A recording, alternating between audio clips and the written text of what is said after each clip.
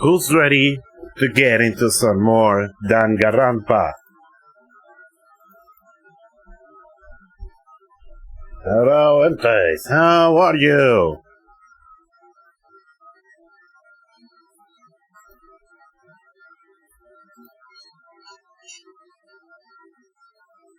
Tired but good. Try to take a shower. That actually helps.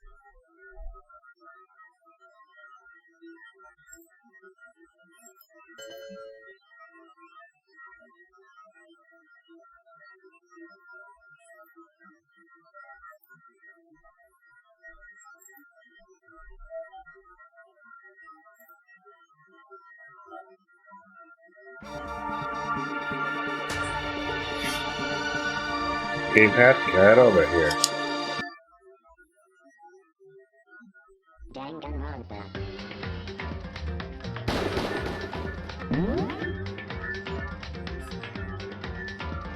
Good life, every night. Well, I just woke up and now I'm starting this stream, so I still haven't eaten. Ha ha ha ha ha ha ha.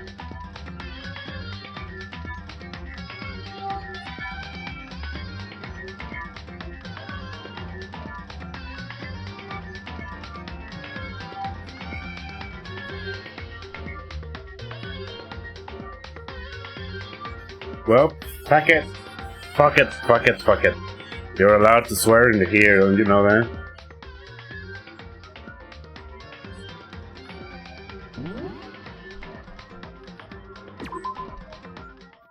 What have I done? No worries, I like this game.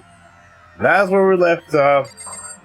We found Shihiro dead. What the fuck?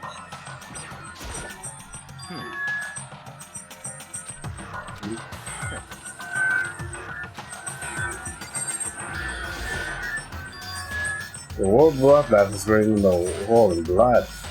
So... I don't think it's any kind of dying message.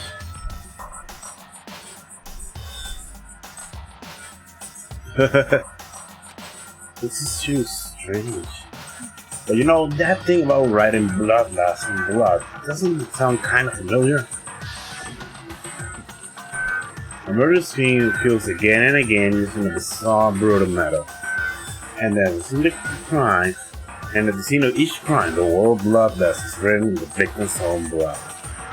They look like a ghost attacking suddenly, then slipping away before the police can catch up to them.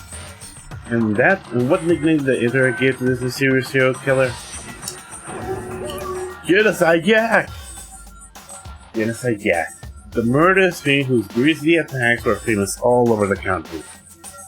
The ultimate murderous fiend creating a reputation of abnormal, downright cruel killings. This is some copycat killer trying to imitate Genocide Jack style? But why would anyone do that? Perhaps it's the work of the real Genocide Jack. The real? Wait, are you saying Genocide Jack is here at the school? But there's no way. The voice of the forest of bright bloodlust at the scene, and I'm surprised at their stupidity. I can't imagine a worse situation than dealing with a stupid murder. What is it now? Coco, you know what's funny, Dorothy? Coco was the last one to arrive, and now she's standing here. No, why? Why? Why? Why? She fainted. That did not sound good! Coco! Tina rushed over the collapsed Coco and started to shake her awake. Coco, you're okay? Come on, wake up! Oh, that's right. I can't remember what you said now. Now, she faints anytime she sees blood. So she's homophobic? I imagine she does not watch too many horror films then. This isn't a violation of the rules, right? I mean, technically she's passed out somewhere besides her room. No, one thing should be okay. The regulations prohibit sleeping like on purpose. Oh, so she didn't faint on purpose, doesn't count? Gotcha. Coco, can you hear me? Hey, you gotta wake up! This is she heard her.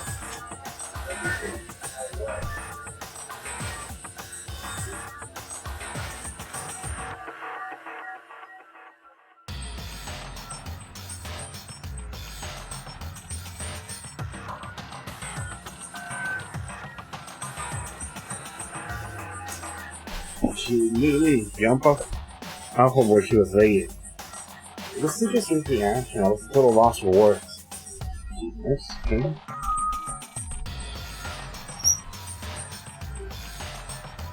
She leaped straight into the air, changing her stance as she did. No time flat, she was just standing up.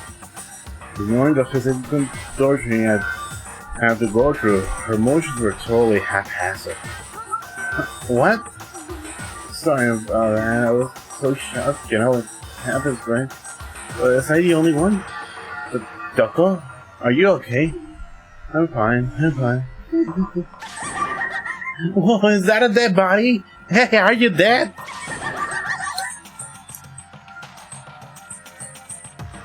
Doko, you're scaring me. Doko! She must have hit her real hard when she fainted. The world has a front and in the back, a top and in a top ending and a bottom. I see a truth and a web of lines. It's quite concerning. I mean, she sounds completely different. No, everything's fine. At least the scar's all gone. That's a good thing, right? It's clear to me that everything is not fine. Your eyes seem strangely vacant. It might be the best we can take her back to her room for the time being. I don't mind taking her, but someone help me. Do you need help? I don't mind.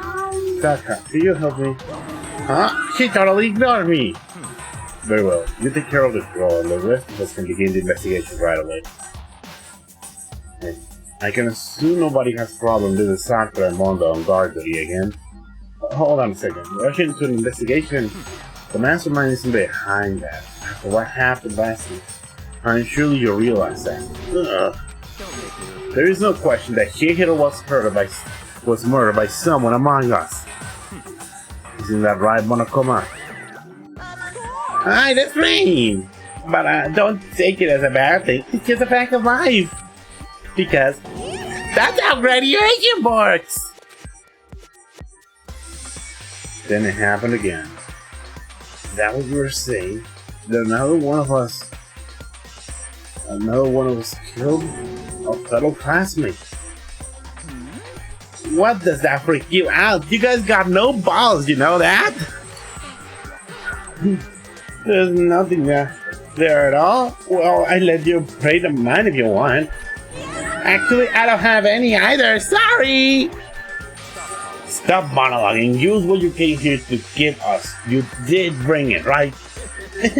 I sure did, champ.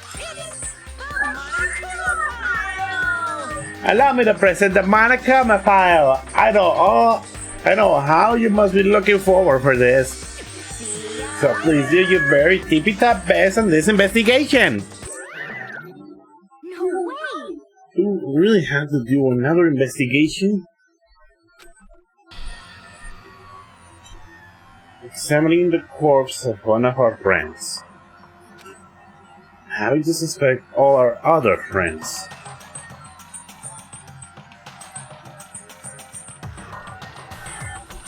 Ish with this game. Also, what the hell's going on with Tucko?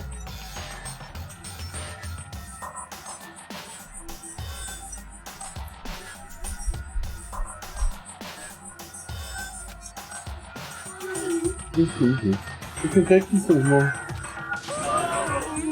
I hate it though. I had enough. I'm getting out of here. Where do you plan on going? There's nowhere to run. Just accept it already. After all, love is a liquid. A dead body is just a simple object.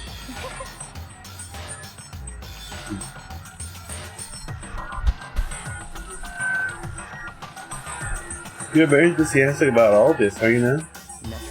How can I not be? If we don't unmask the culprit, we all die. That's true, but to jump to so soon. What? Do you want to die? You go off to die somewhere. Right now, go ahead. You're a waste of space. Body is an object. Chihiro wasn't an object. Show no respect. I'll beat something to ya. Everyone stop bickering. Listen, there's some proof of what Byakuya said.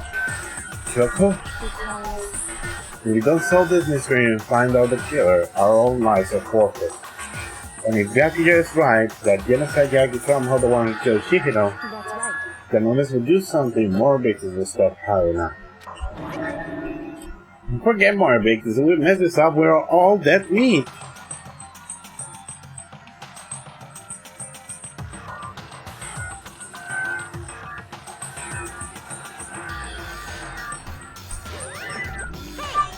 Hold on, is that what you were? You don't gotta worry any longer. If in any one killing game, the guilty party may only kill a maximum of 2 people. What? I don't remember a rule like that. I just came up with it.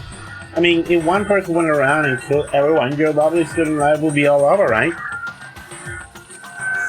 In that case, why not limit it to one person?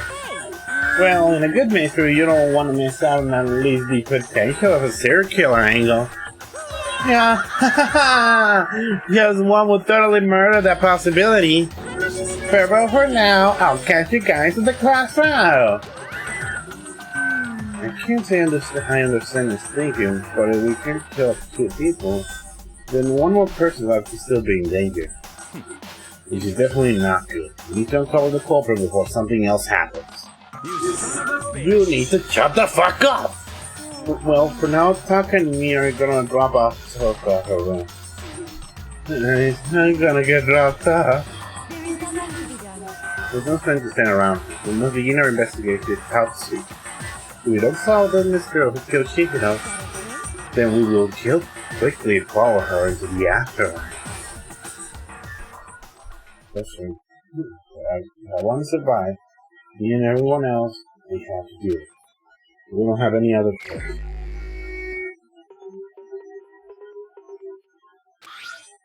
The victim was Chihiro Fushisaki. The time of death is estimated to be around 2 a.m.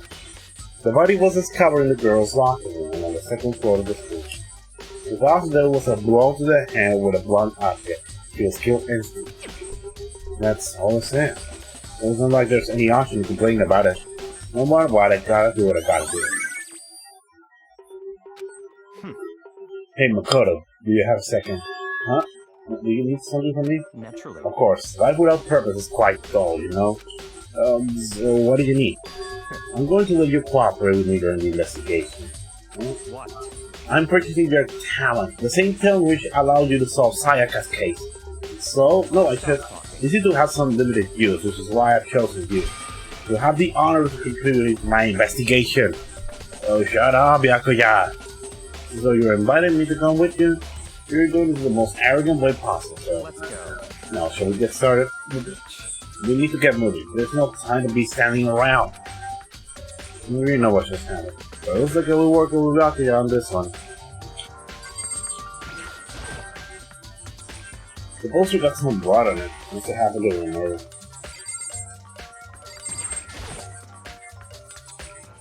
There's a dumbbell on the floor and this is a blessing. There's a blessing in the dumbbell.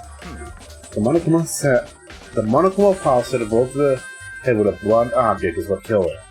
Does that mean these knuckles is actually the murder weapon? Right. I don't imagine it could have been anything else.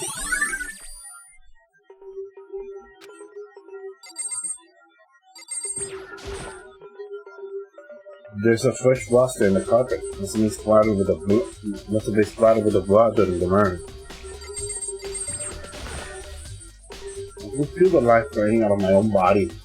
Shihiro's dead body. Very strange. But the more I look, the more strange to see that there's nothing against Jack's handiwork. Though, but we're still not sure he did it. Is that what you want to say? I wonder about that.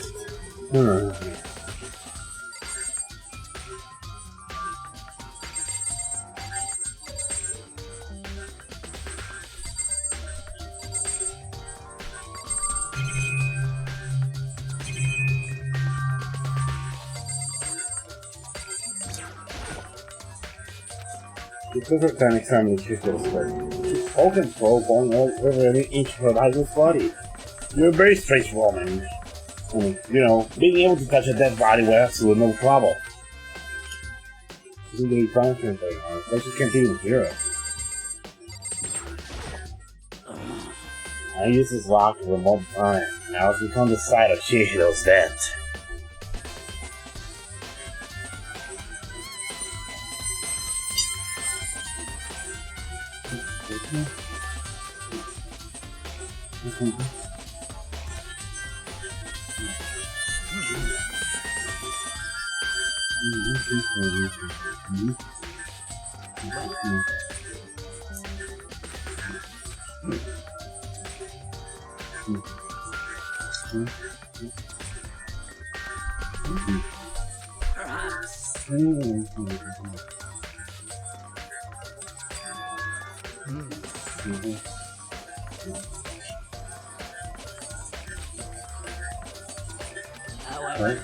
So it's just something you can imagine to do it on the wall. Besides, couldn't do it by herself. You need support from others.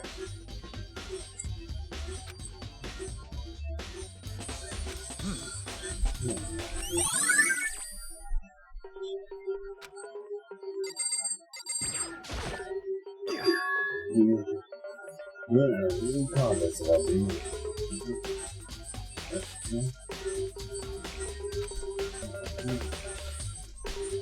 Sit more than once.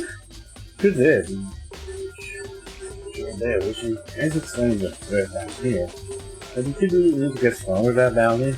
You already mentioned it, but she was a girl after all. Most girls aren't enough, so I don't know, man. I really thought of that stuff. Possibly she puts down place. You have to wonder what it might be. No, I believe it's time for us to move on. Oh, already? What? You prove what my dealer feel by staying around. You need to check every aspect of this case. But that's true, though. If you're satisfied, let's hurry up and proceed.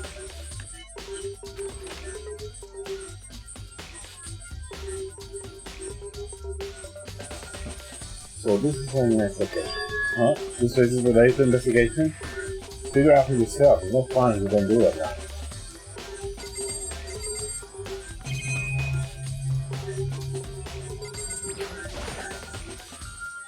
Going. But hey, I got a coin. Monokuma coins.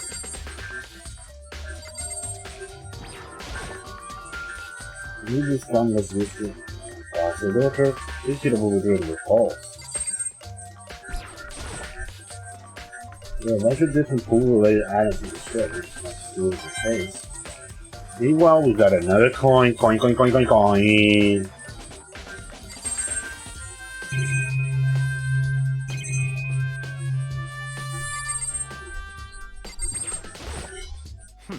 He's not even trying, idiot.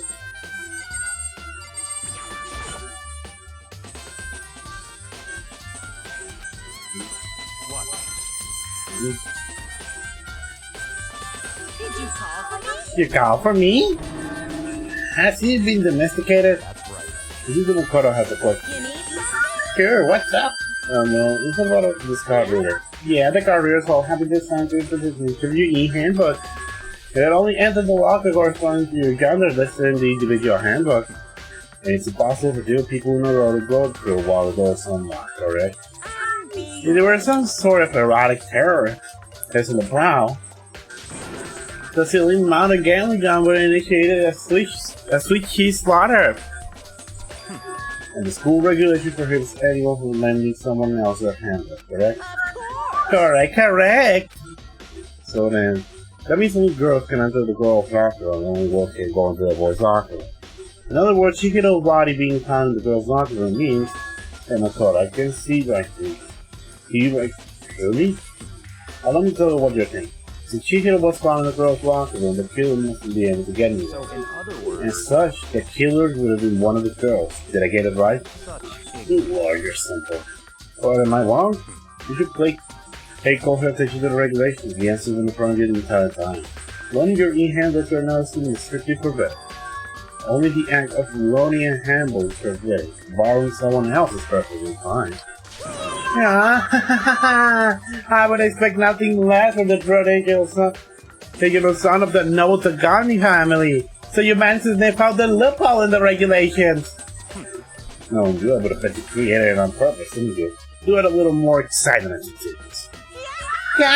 You're treating me like a puny little appetizer instead of the main course that I am. Now then, since the dead body can't actually talk, they're not people anymore, they're things. Get it? Got it? Good. Wait, hold on, you're saying that's a loophole, but in order to borrow something from someone else, that means someone's going to have to loan it, so sleepy. Just listening to you makes me want to pass out. Be more like back again and get your poop together. Or else I'll charge you with criminal negligence. No more questions. I figure your rest. No more questions. Figure out the rest of your own damn self. That's fine. Well, I know you're unfortunately lacking in mental faculties, so I'll free you and myself. Let's get to the main hall. The main hall? That'll help you understand what's going on.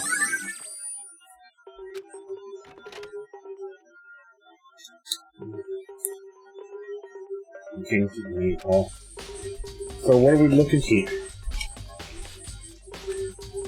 Does that mean I have to figure out for myself?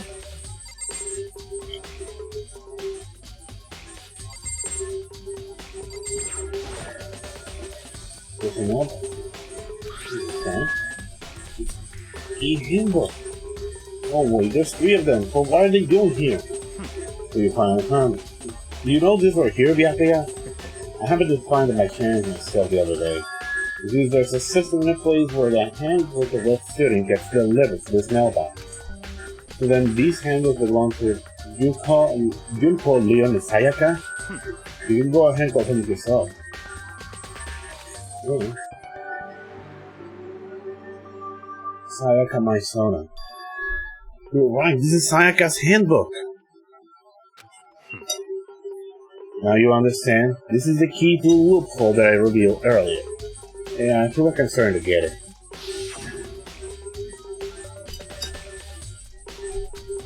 Only...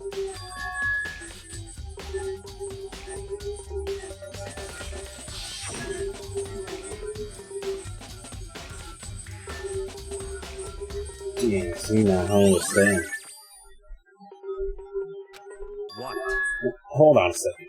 What's wrong? Very strange. That's strange. One of the handbooks won't turn on. Is it broken? Whose is it? The other handbook shows Yuka's name. And when it started it up. Then the one who won't turn on must be Leon's, right? I see. It would make sense, yeah. After all, he did get pummeled with dozens and dozens of baseballs. Pummeled with baseballs. The memory of it keeps flooding back. That cruel punishment with Leon's death. The execution of the mastermind concocted. That execution was really, really dark. A cruel, heartless death.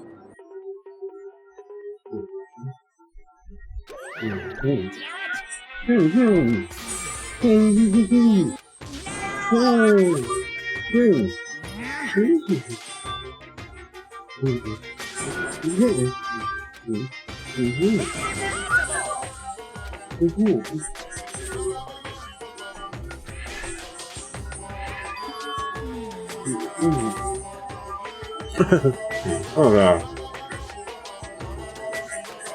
Yes? I can't hear you.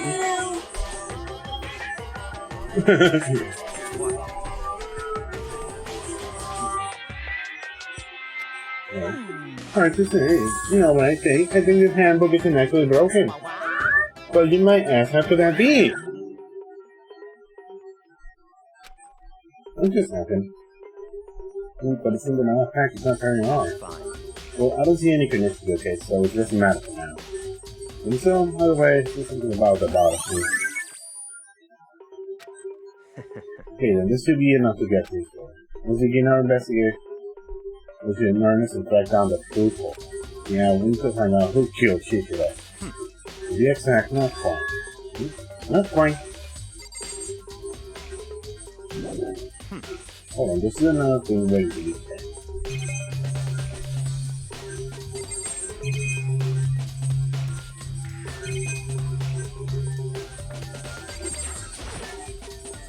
The hunger metal blocking the entrance is like some kind of machine. Surveillance camera. This was the only thing to find attention. For sure.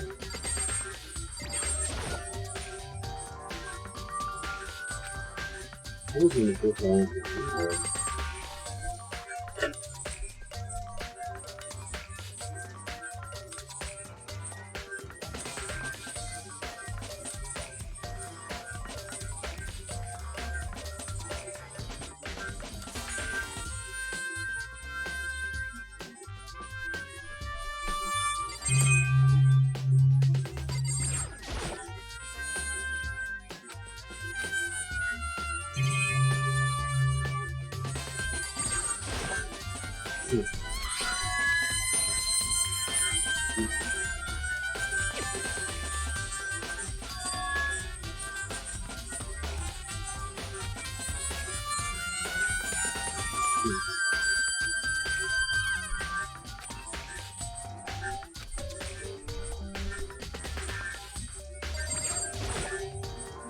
What do you mean by that out there? To be exact, not quite.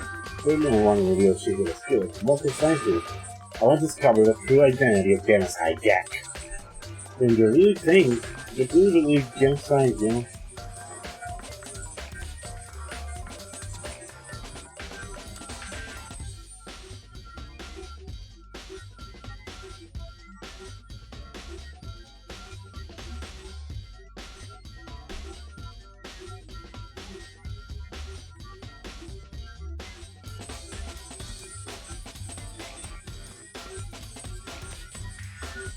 Don't make me repeat Absolutely. I have no clue the culprit of this case. That murder scene genocide, yeah, what? There's nobody else to be. Murder scene kills again and again using the bizarre and brutal method. It's like a ghost attacking students, then suddenly they're slipping away before the police can catch up to them. What nickname did the internet give this mysterious serial killer? Genocide Jack. They say that he's killed thousands of people, but that's gotta be an urban legend. Still, could one of them really be a demented psychotic killer like that? We are not wrong to wonder. What works me little right now? I have something that will prove it, and I can show it to you, and I can show you.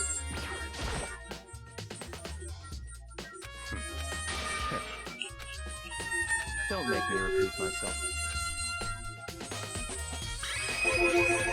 Is there really proof?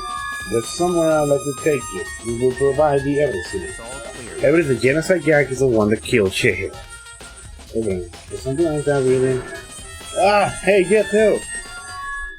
Big problem. Need your help. I don't have time. We're busy, a little too long. But it's an emergency! Emergency! Come on, you gotta help me! It's a serious emergency, please, you gotta help me! Just calm down, okay? Yeah? It's an emergency! An emergency? What happened? Something wrong with Coco. He's acting super strange. Let me just acting this strange earlier, right? What can we do about it? This is so cool, I must admit, I'm afraid. I suppose we can take a second and see what's going on with it. Are you sure? Don't make me repeat myself. I didn't expect that, though. Oh, sure, it said no. No, the other. Okay, come on, hurry. Wait for us, enough. The way he said it to the doors. Coco's room, most likely. You're right.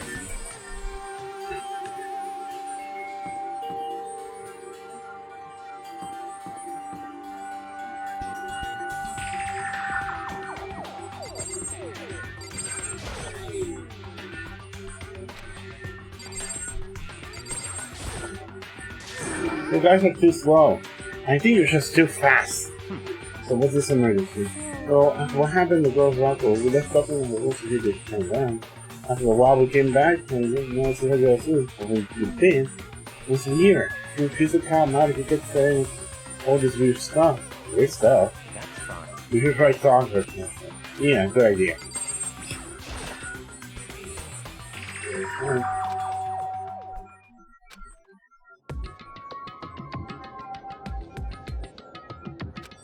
Holy crap!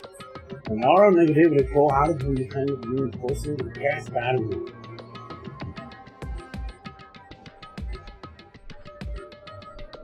What?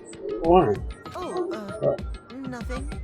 It's just that Hina was really worried about you pulling yourself up in your room. Leave me alone. Yeah, sure thing. But could you open up just for a second?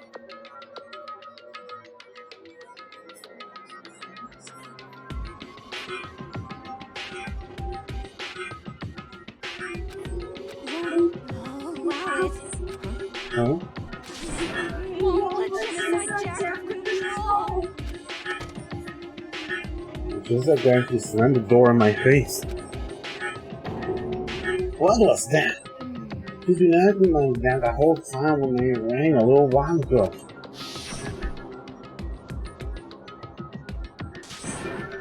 I'll drive up the killer, to drive up the murder scene. It doesn't make any sense, right? I was afraid to leave her here all alone, so I tried to bust down the door. But it felt like something was holding me up the other side. I couldn't even touch her. Coco was scared enough to even bar her door. Does she think the same thing as Bianca? Does she think the serial killer Genocide Jack really murdered Chihiro? Is that what Toko's so scared? Whatever it is, I'm really worried about her. Isn't there anyone who might be able to persuade her? Hey, Bianca, do you think you could ask her to come out of her room with me? That's fine. Sure, whatever. Oh, you gonna talk to her, Bianca? Wow, you really can be nice if you want to. Bianca's so front of the world, naturally. Okay. A few moments. What do you want? So annoying.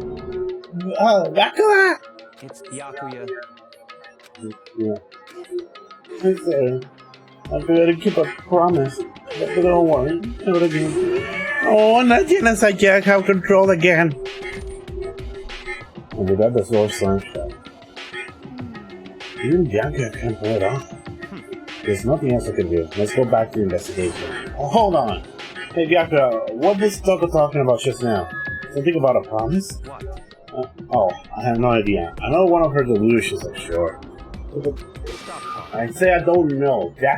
If I say I don't know, that means I don't know. Just let Hannah take care of her. Oh yeah, okay. I'll stay here and get an eye on her. Let's go. Good here.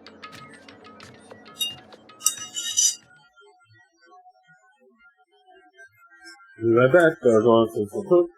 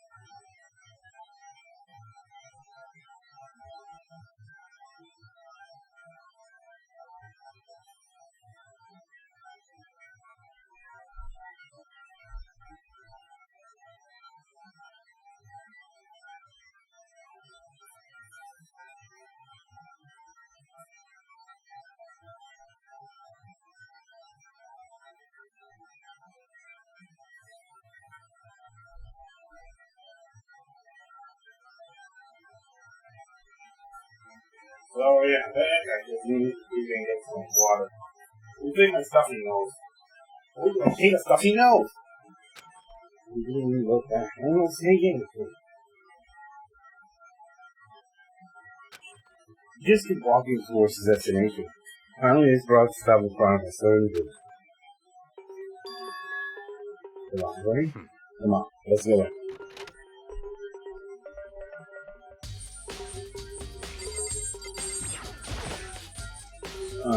Is the evidence of proof that was genocide deactivating the library? Don't make me Let me repeat see myself. it again.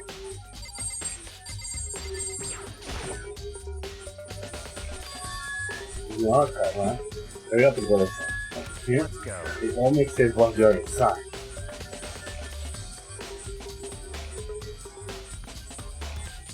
Oh, there's so many books and files. There's so much dust too. So, in other I words, would say this is enough battling this book to enjoy the dust.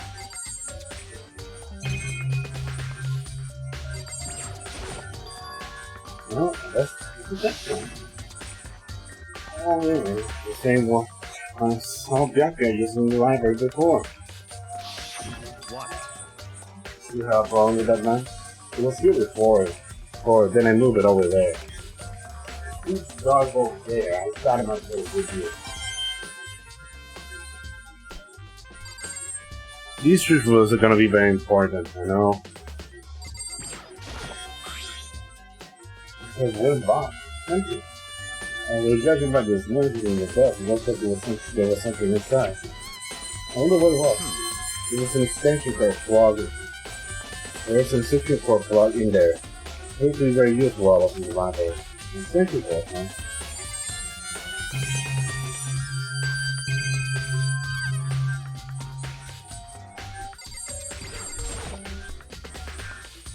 That's the time.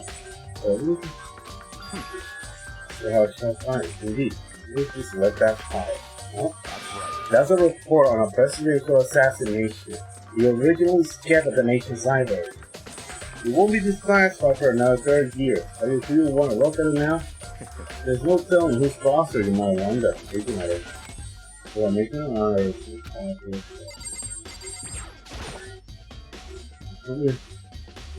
That's enough. No fucking danger. Dangerous? They detail all the people who control the world from behind the scenes. Dangerous truth for a common. Seem like members of the guide or something? No, neither one with real power. Secret power. What? They're only talking about turning into Metal Gear? They also talking all this turning into Metal Gear 2? Metal Gear Solid 2? What? Is there some form of the Patriots in this game? What? Is Metal Gear really making a crossover with Danganronpa?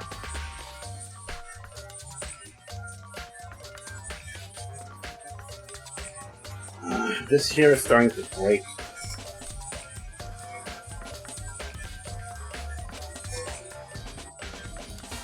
You're ready to be disappear for it, take a look. There's some very interesting people.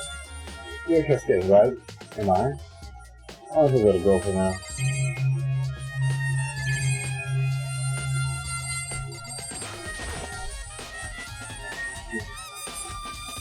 You're thinking, look, but anyway, let me give you a little warning. Most of these are filled with graphics, with study quoted from all kinds of points.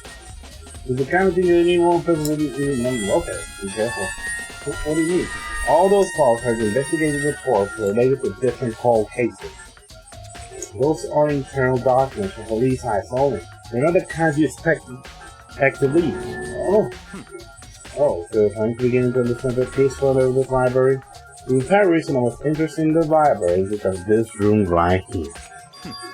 It's filled with classified government documents and police reports. No ordinary person will ever see. Isn't it magnificent? It can be for real, huh? That's your guy's problem. Anything doesn't appear to be a potential reality if it was alive. Well, it's not that, it's just, I totally refuse to believe it, but I mean, it's just too much. Gosh, how could anyone put all this together?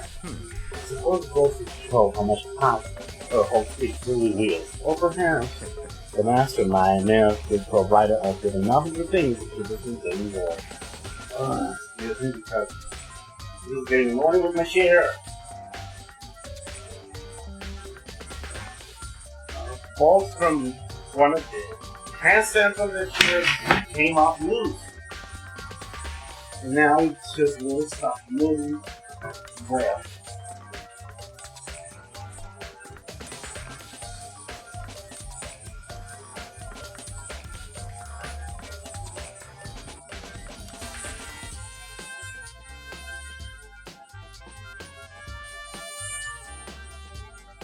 Let me try something.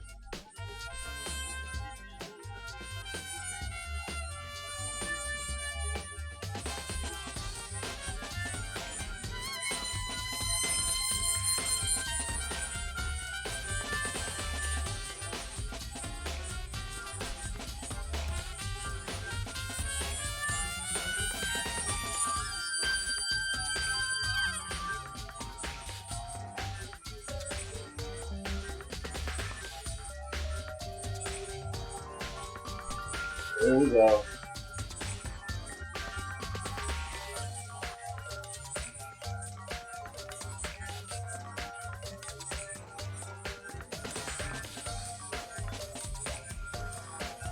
There we go. The vault is finally there.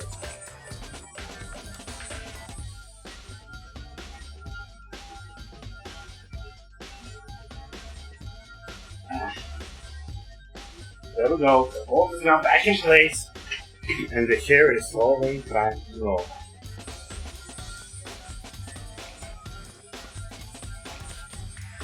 There we go.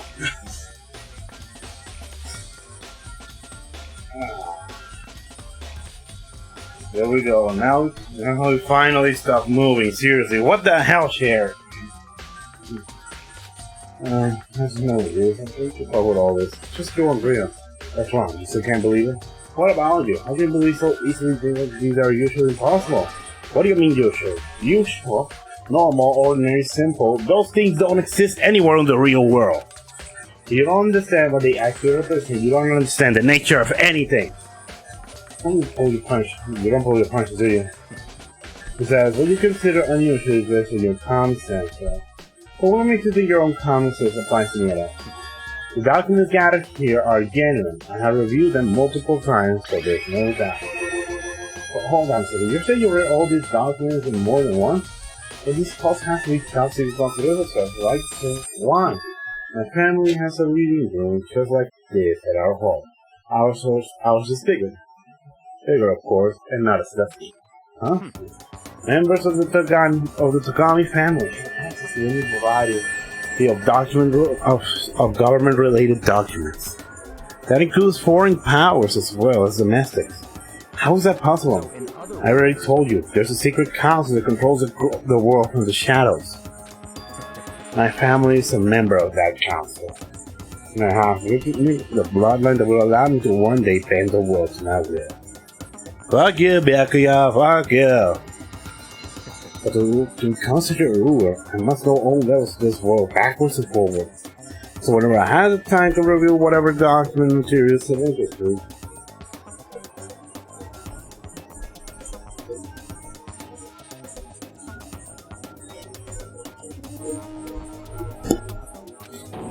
which is why I can proclaim without a doubt that the materials gathered here are the real thing. This is beyond believing or not believing.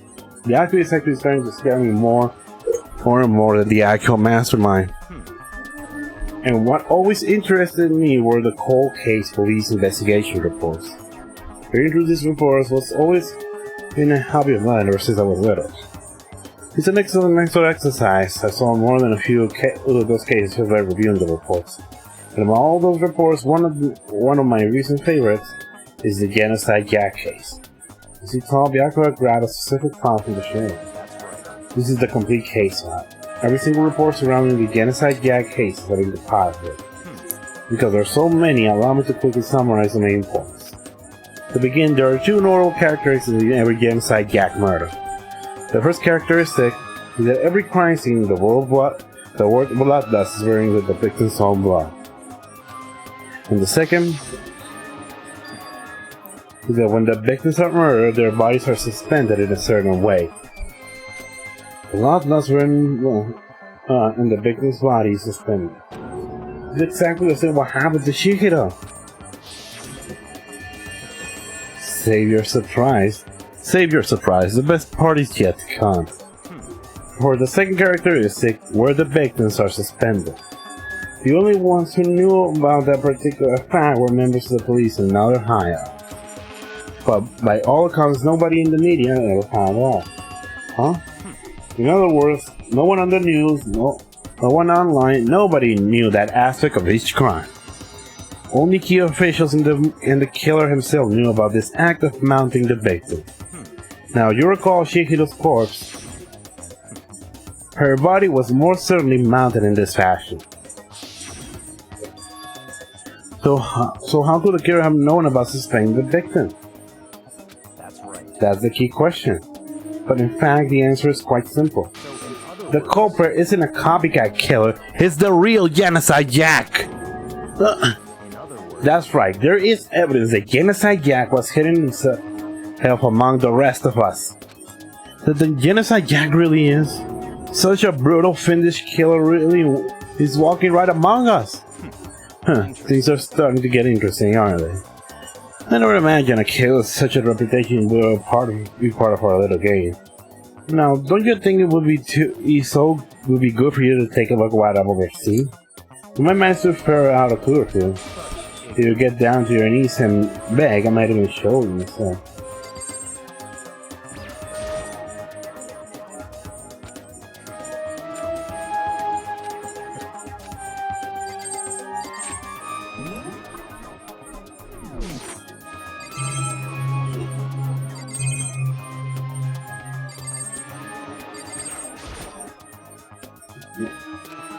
Let me see. Well, you didn't beg, but I guess it's okay this time. Feel free to look at it, but you can't take it with you.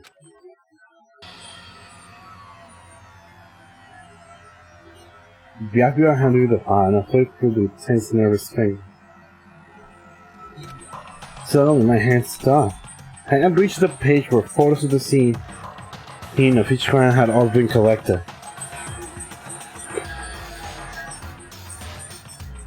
The names of genocide Jack were planned to several places.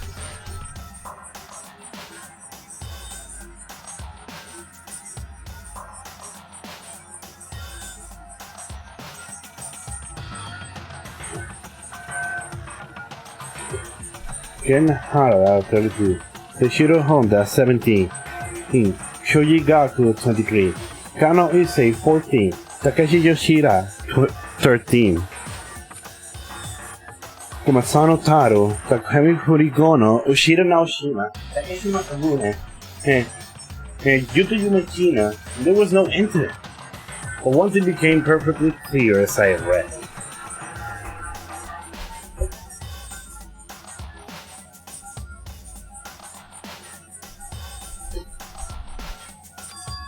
All of the killer's countless victims were killed and suspended in exactly the same way.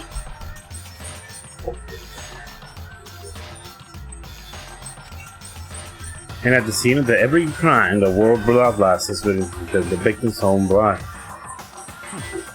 Now take a look at the next page, you'll find another interesting tidbit. The next page? Profiling results? All of the crimes took place either on weekdays, at night, or during holidays, either day or night. The most common time for the killings to take place was on the holidays in the afternoon. Based on this fact, it could be suggested that the suspect may be a student.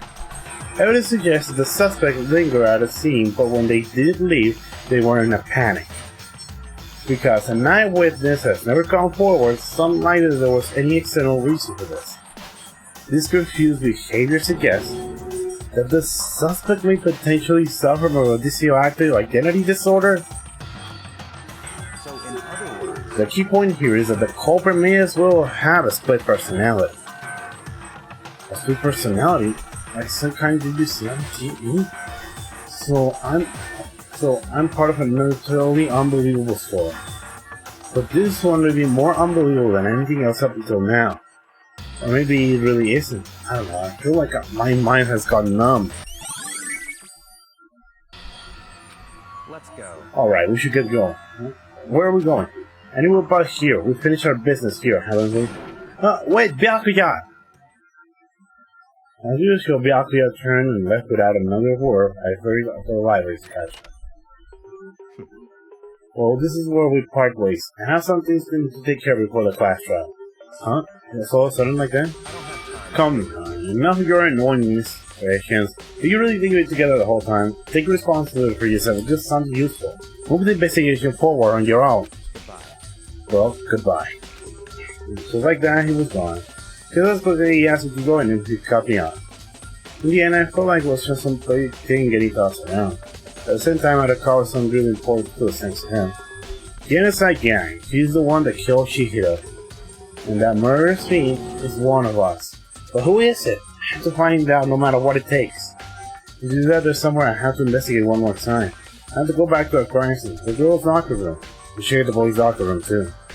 And the others might have come up with some info I find useful while I'm at it. I need to find out everything I can.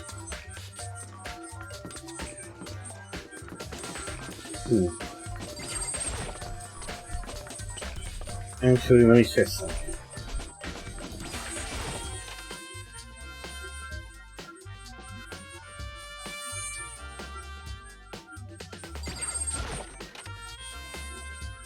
I know, it's just that I thought there was something here. Okay.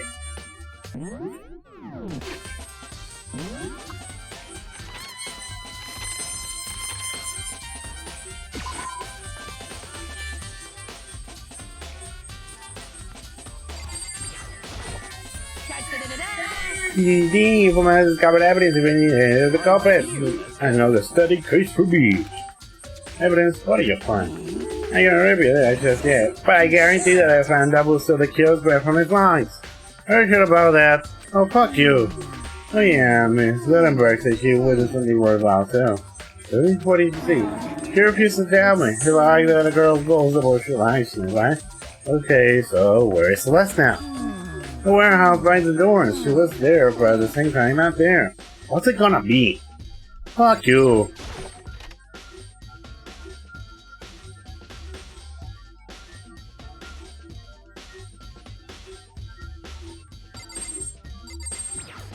What's this? There's a stain on the carpet. What is it?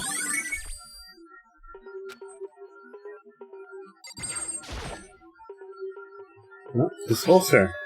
It's a popular boy band culture, anyway. Now it doesn't quite fit with the boys' locker room. Yeah, he got swapped.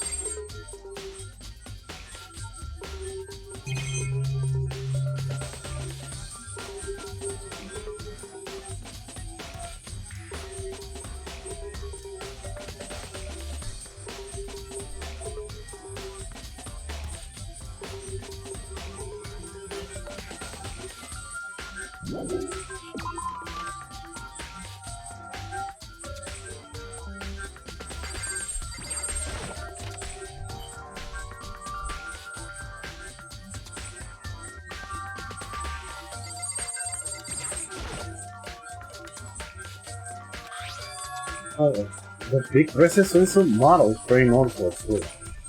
A girl's locker room doesn't seem to be the kind of place you would find something like this. Oh, but wait, that reminds me, the poster in the other locker room is... That's right, there's definitely something strange here. In the boys' locker room, there's a poster of a popular boy band. In the girls' room, there's a poster of a big breasted swimsuit model. Could the posters be switched? Well, if they were, why? What reason would anyone have? I should like to tell from most more about the locker rooms.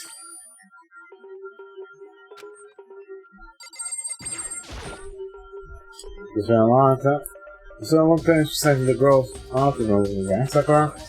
I use it nearly every day since it opened. Sometimes Ken and I use it together. Okay, let me ask you something. Do you think the poster in the boys' and girls' locker room could have been switched? Sorry, I can't really say. I don't really pay attention to the posters. I'll see. But there is something that's been bothering me about the locker room. You see, I like to drink a bit of protein coffee every time I finish exercising. We have protein coffee? In the warehouse. Not the highest quality, but I don't have any other option. I mix protein powder with coffee and then on a glass of it after exercising. Anyway, the other day I spilled some of it on the carpet in the girls' locker room and left a stain. Stain? I don't see anything in the carpet now. Exactly. I noticed it earlier. The stain has disappeared. I could have seen someone came along and cleaned it up. But still, it isn't usually clean, as if there was never a stain there to begin with.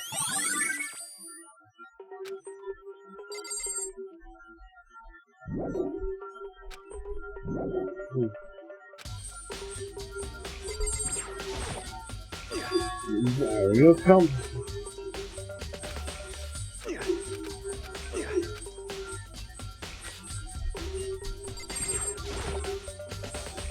Careful, you had made any progress in your investigation?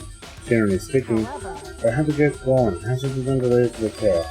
Something besides the investigation? What is it? Nothing you need to worry about. Just time to get the murder. But before I go, let me give you one more piece of advice. You should examine Shishiro's body one more time thoroughly. Also, her handbook is missing. I'm not wanting to determine his whereabouts. That's all. I'll be praying for success. With that, you're concerned and left the girl's home. I guess I'll take another look at the body there. What's missing? I definitely wouldn't know pouring it out.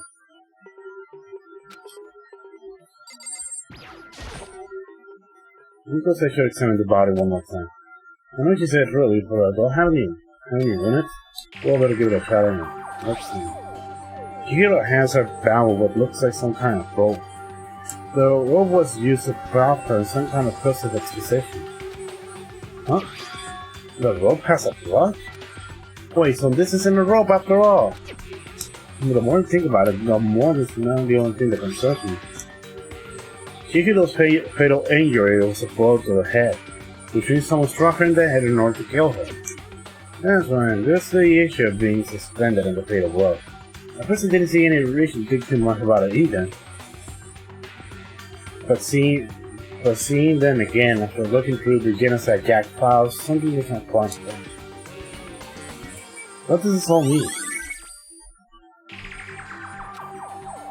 Well, one more thing most likely to tie all these mysteries together. The true nature of the rope that was used to suspend Chihiro. To figure that out, there's some place I need to revisit for one more time. Those might help look at the genocide case file one more time.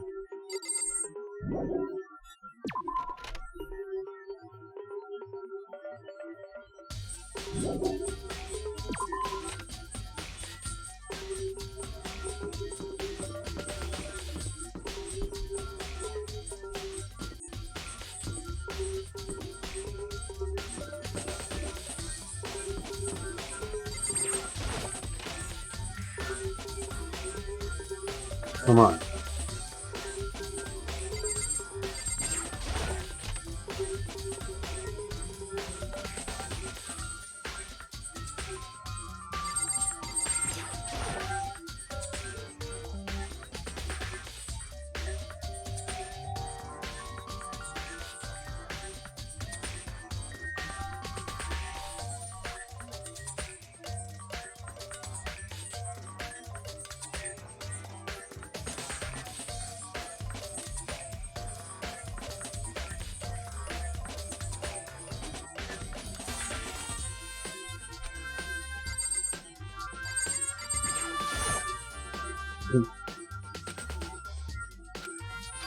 Oh, it's gone.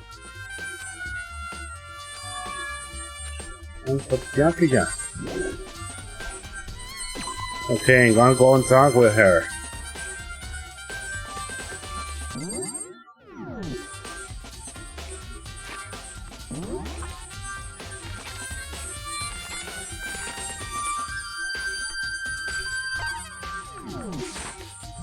Oh, she's gonna have.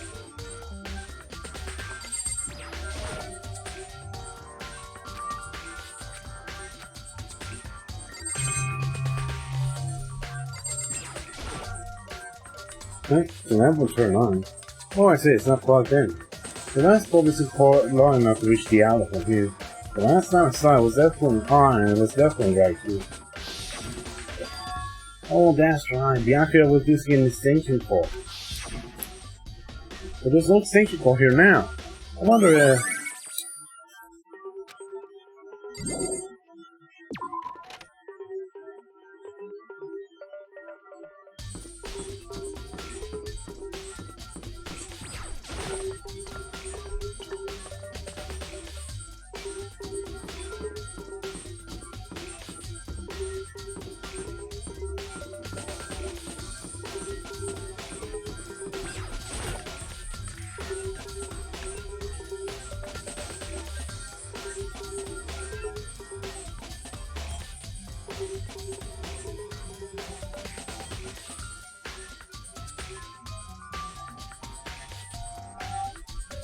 she's probably here in the...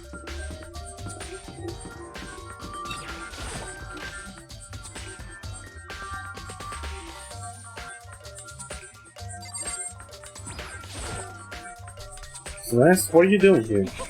This warehouse is amazing. It has absolutely everything you want and need to live a full life.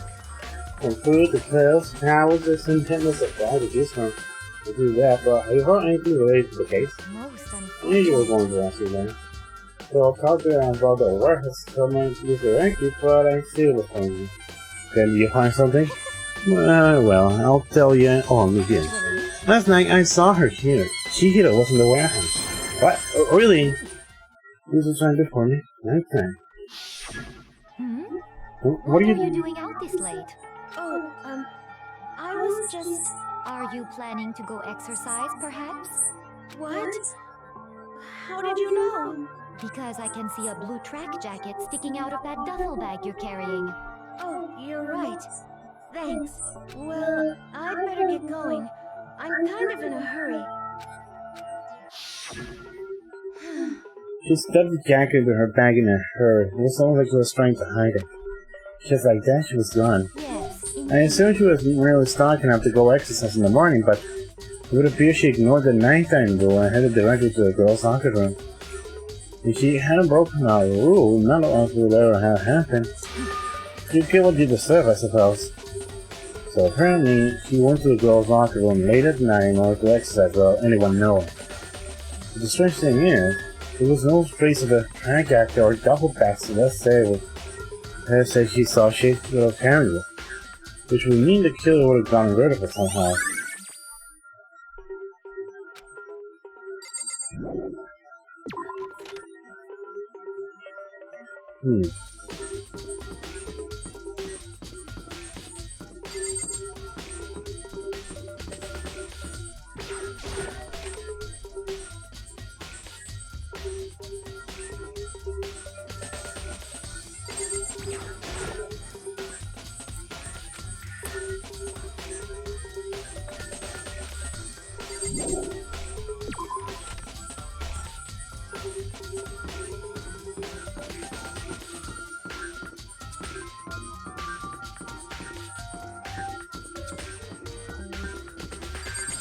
Huh.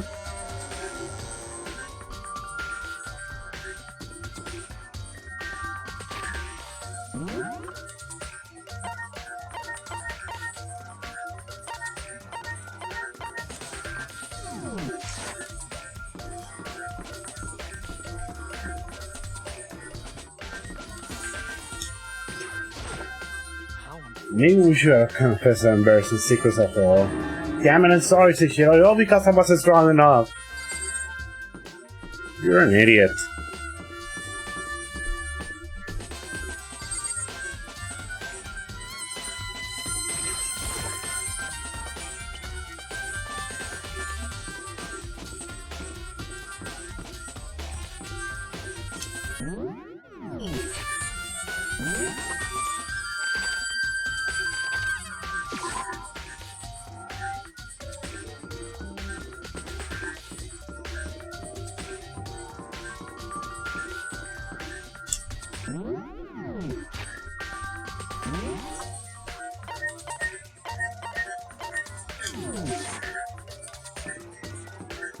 The dining hall.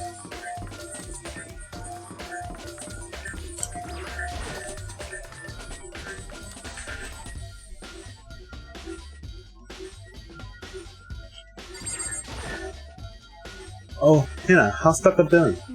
Same as before, she won't come out and just keeps mumbling something about genocide again. So I should left her there. You left her? And he was all swimming and was just freaking hungry. Oh, but don't worry, I'm gonna head back as soon as I'm done eating. Tucker's not exactly pleasant, but I'm still worried. Speaking of which, what are you eating? A donut, of course. Of course. There's two things God created out of space and donuts. Really? I wish you would have liked to eat more donuts. Maybe it wasn't really for that. I'm sure I should try to spend more time with him. Don't think of it. Who did she spend time with? Yeah, she was a little bit strange. Didn't really hang out with the other girls much. It was like she was trying to keep her distance from us. Actually, Sakura said something similar. She said that even though you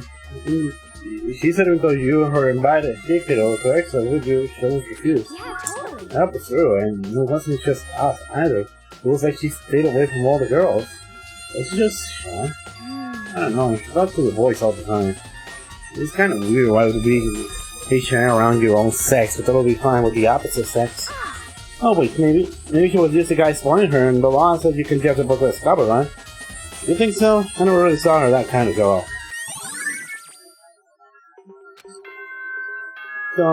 Big bong.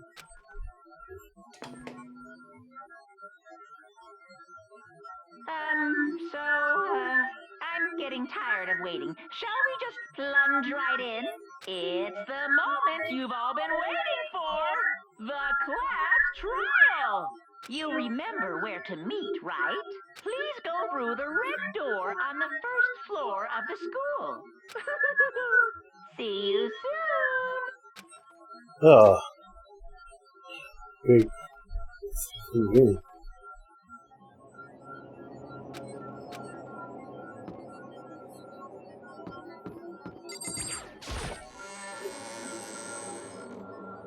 Here we go. So is everyone ready to what? Am I blind or are we missing someone? Yo. Yeah, Tucker's not here. And Tucker is. You really don't remember. I'm kidding. How could I forget that little nut job? She's a crucial part of the class round this time. What are you gonna Okay, I'll go ahead and dry her out. Here, kicking experiment, just one moment, please. And just like that, a few minutes later, he reappeared, dragging Toko behind him. Told him I didn't want to. He forced me. I can't believe he would drag a girl around. Terrible, you're terrible. Yeah, so now everyone's here, right? Okay then, how's up down to the elevator? Let's get this show on the road. I'll see you guys down there. Let's go. So shall we get going? We're starting to find out who killed Shikiro. Shikiro who is out. She was so gentle, so calm and me. Nobody can be proud of her. Someone needs to show some soul girl like that. And that murder is one of us. Someone's standing right here.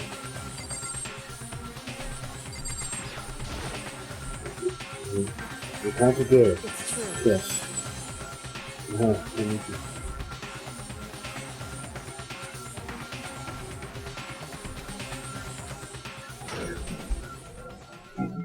What's action?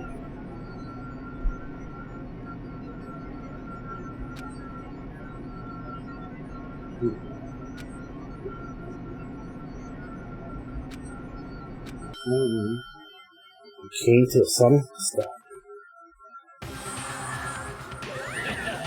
What do you think? I read it good. This is so fresh. Isn't it so exciting?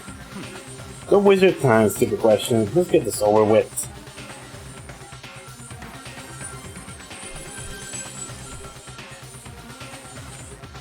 Good. You're ready to go. Gotta say, I don't hate it. Not at all.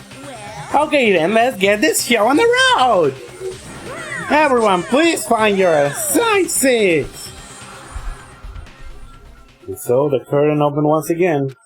Deadly judgment, a deadly deception, a deadly betrayal, a deadly riddle, a deadly defense, a deadly fate, a deadly class trial.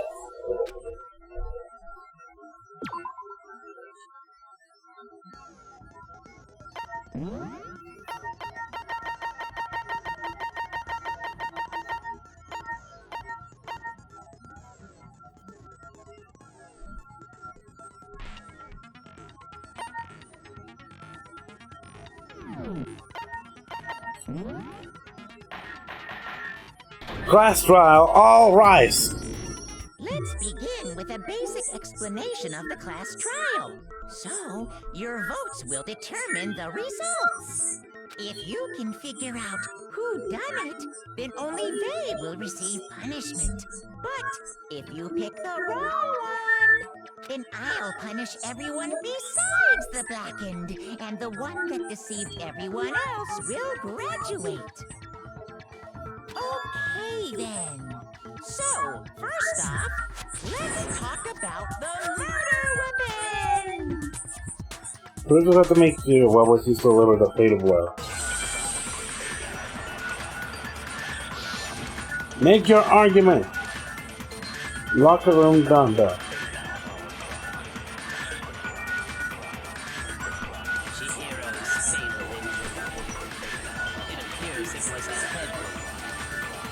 According to the Monokuma plot, the killer used a blunt instrument.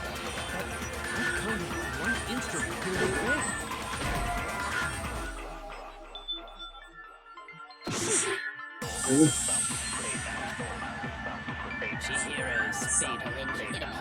According to the Monokuma file, what kind of blunt instrument? I bet it was an iron pipe.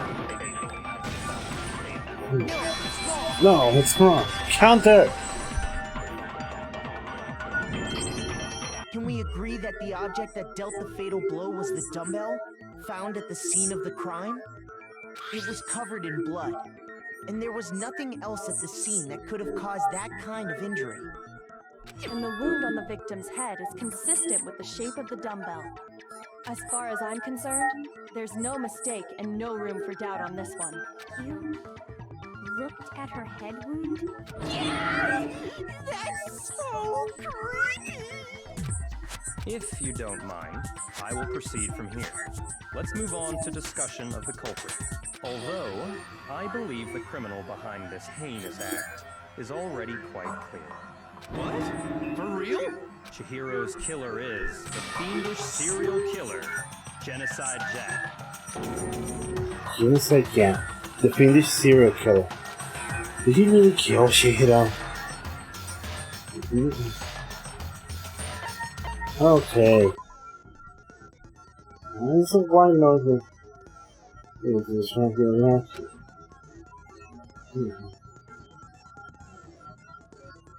Yeah, it's an obstacle with it.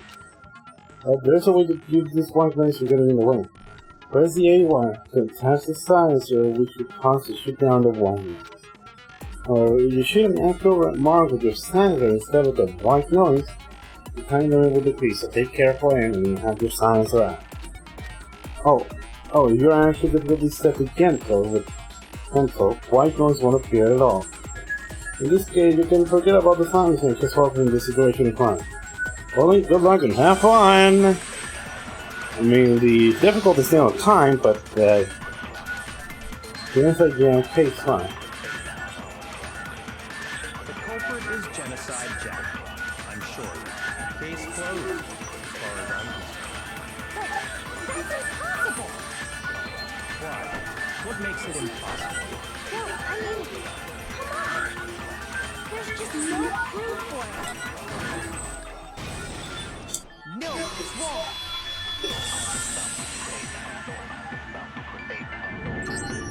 I might know one reason he could be involved.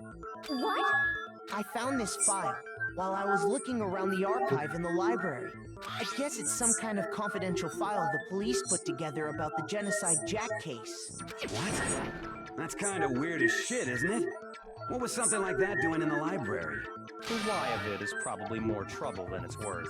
So let's forget about that for now. More importantly, it outlines all the specifics of every Genocide Jack case in exceeding detail. According to the file, there appear to be two defining characteristics in every Genocide Jack case. The first is that a bloody message is found written at the scene of every murder. Oh, that's right. Ooglust. No. It's actually bloodlust. But more important is the other characteristic, and it's something that has never been made public. Never made public? What the hell is it? Why don't you tell them, Makoto? The other character is very good.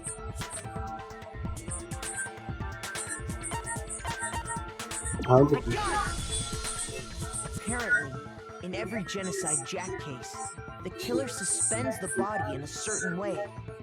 Other than the killer, the only people who know about this are the higher-ups in the police department. However, Chihiro was most definitely suspended in the same way.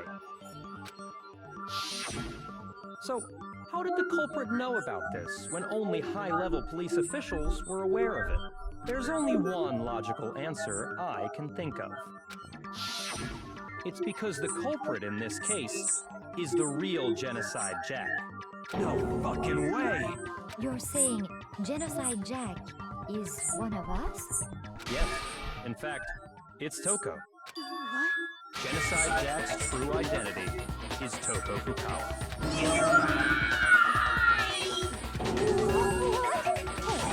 Okay, wait, hold on a sec. Toko has like bloodophobia or whatever, remember? What kind of serial killer is afraid of blood? Is Toko Genocide Jack? The answer is yes and no. Another riddle. Man, why is this gotta be so complicated? The real shit, but I feel like I understand it. But it means again inside Jack to be called Toko, but also to not be Toko. The answer to that, she's not just one person, but multiple people, right? Hangman's Gambit.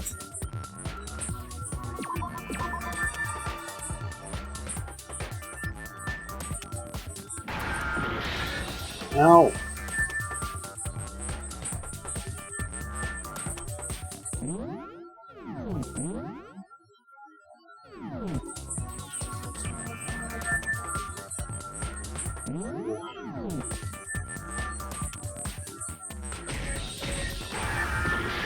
Ow!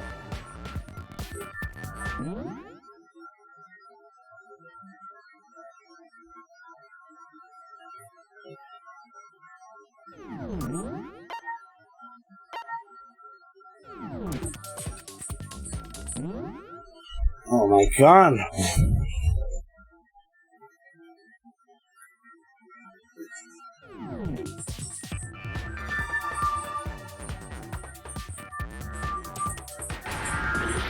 Ow!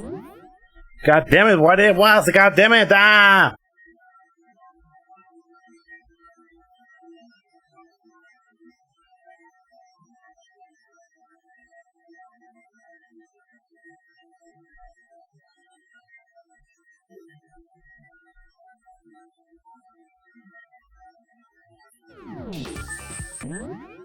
God, seriously, what it was?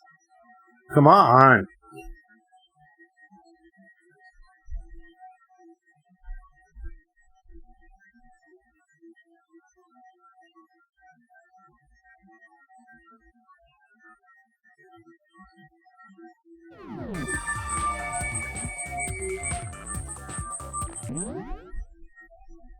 Here's a real girl. Rick. Haha. Ow. Oh.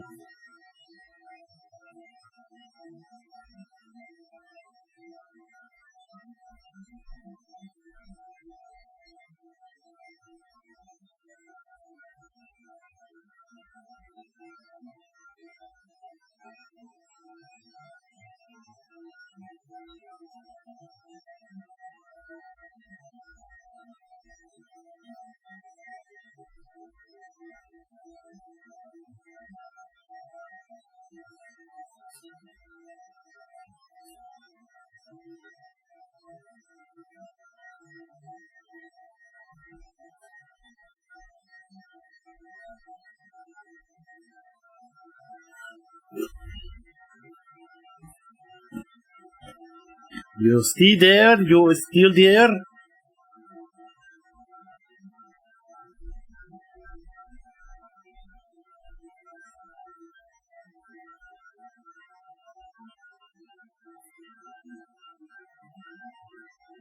Hello, creepy. Are you there?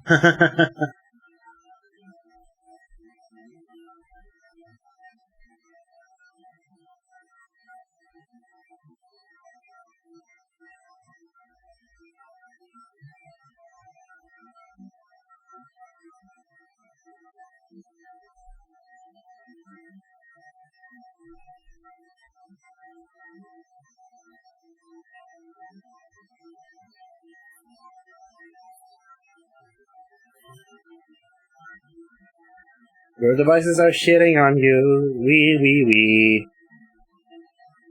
Are being shitty. Being. Not again. Being. Seriously? You have bad luck.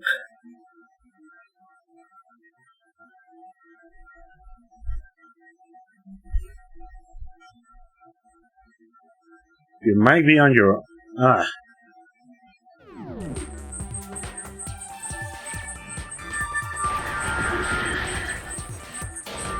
Damn it!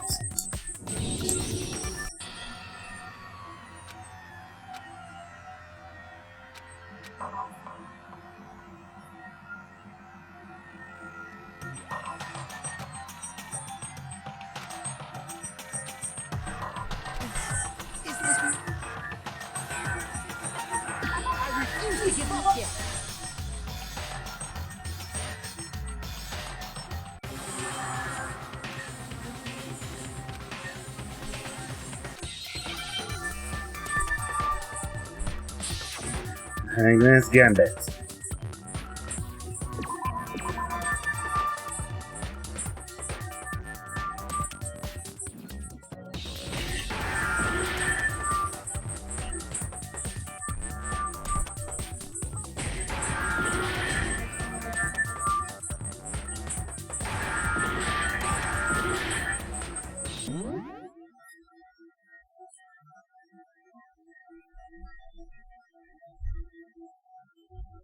Ah, it sure is on our good.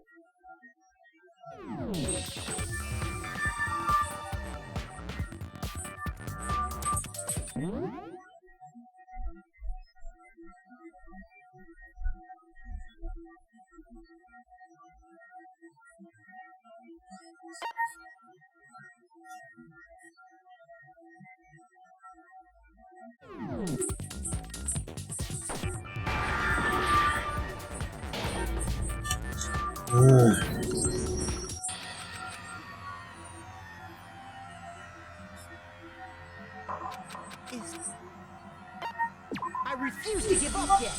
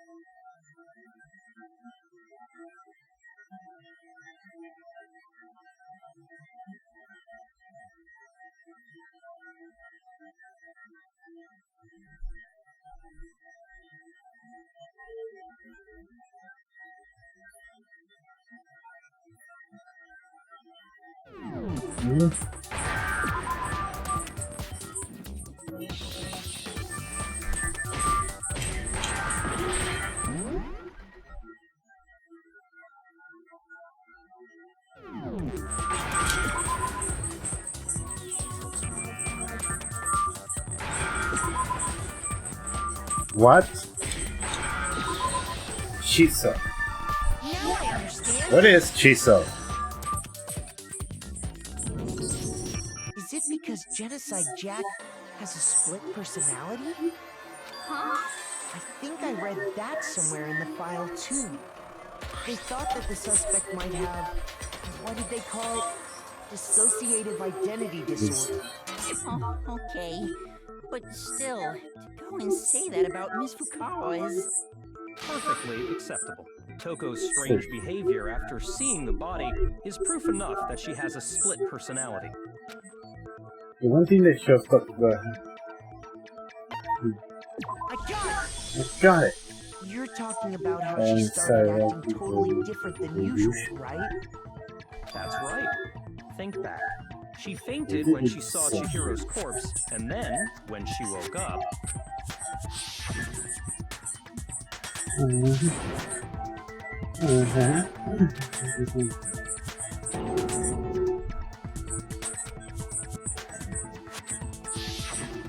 was acting funny, that's for sure. That melancholy tone of hers completely disappeared. Don't go assigning adjectives to my tone without permission. Not to mention, once she regained consciousness and saw Chihiro's body again, she was utterly calm. In other words, within her is one personality that can't handle blood, and one that obviously can.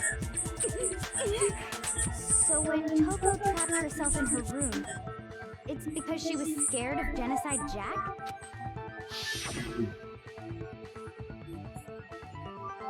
When the Genocide Jack has control. Oh, how drive out the killer, drive out the murderous vein. The reason she locked herself in her room wasn't to keep other people from getting in. It was to keep her other personality from getting out. What? Toko was afraid. Afraid of the murderous fiend inside of her. Of killing even more people.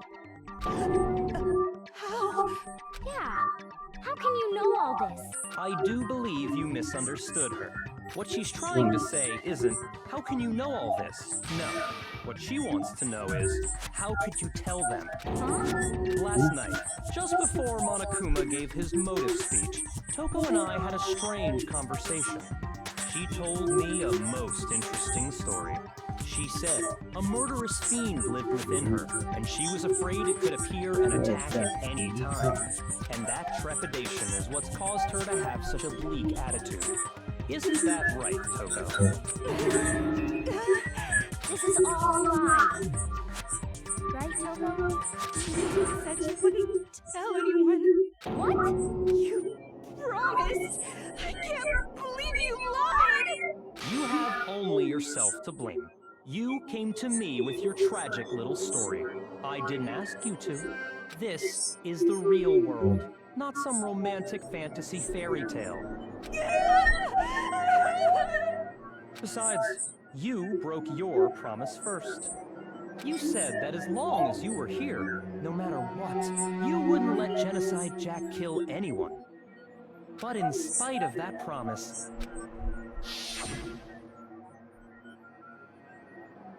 I'm sorry. I keep that promise. No more. Never again. When again, as I can't control ever again. You said if I kept my promise, you would go out with me. That's the only reason I promised. how many times do I have to tell you? I never said that, but you weren't able to do it. You just couldn't resist that rush you got from killing, could you? I tried. I swear I tried to control it. But your efforts were useless. What a Disappointment. I hate you. Well, the opening act is nearly finished. All that's left is to hear from the person in question directly. Person, you don't mean. Toko's body slowly lunged backwards. Now she shot at her across the courtroom, but in the second,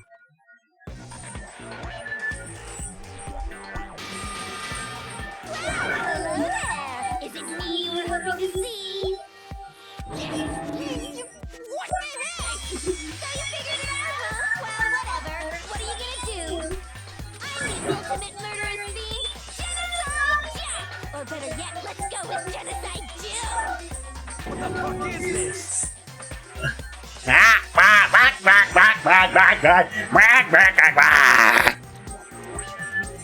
what is going on? What the fuck? What happened to you? That's a loser name, and what happened is a textbook split personality. One of them happens to be a serial killer. You should turn a blind eye to one's fault.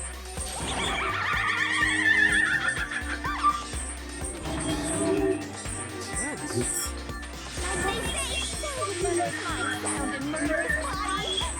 This one is so different from the one we've come to know. Yes, well, the world is composed of a front and a back, you know. Just like how every inning has a top and a bottom, or how in the depths of every truth lives a little light. Behind every dark and gloomy soul lives another that shines as bright as the sun!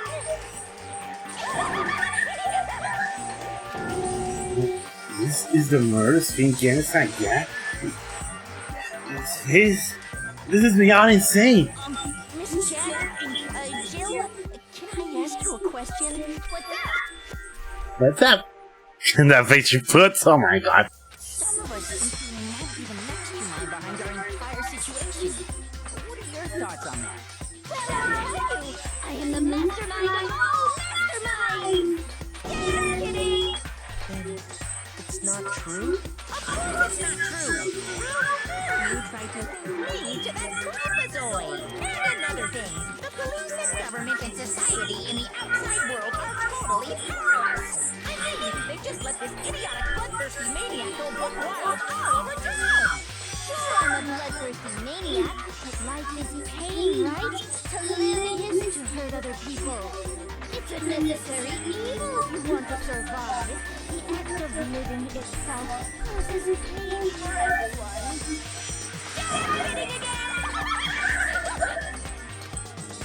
This should be enough to convince you. This murderous fiend is responsible for Chihiro's death. There's clearly a motive, so there should be no doubt. A motive? Remember what Monokuma told us? If someone didn't murder and graduate within 24 hours, an embarrassing memory or secret would be revealed.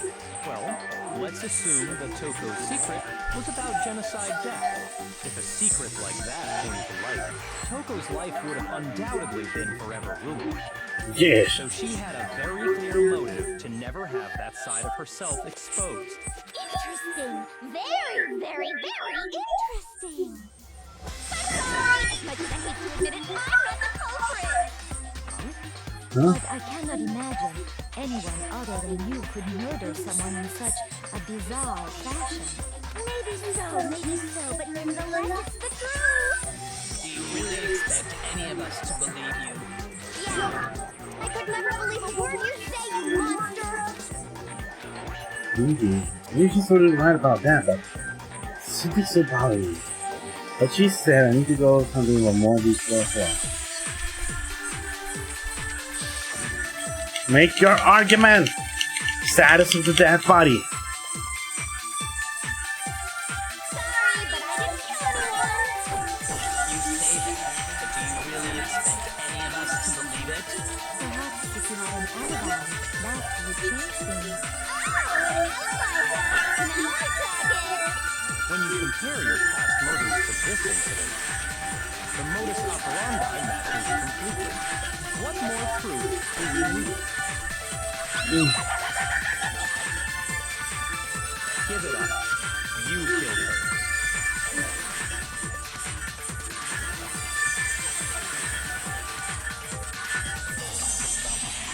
Sorry, but I didn't kill anyone. You say that, but do you really expect any of us to believe it? Perhaps if you had an alibi, that would change things. Oh, an alibi. Now I tag it. When you compare your past murders to this incident, the modus operandi.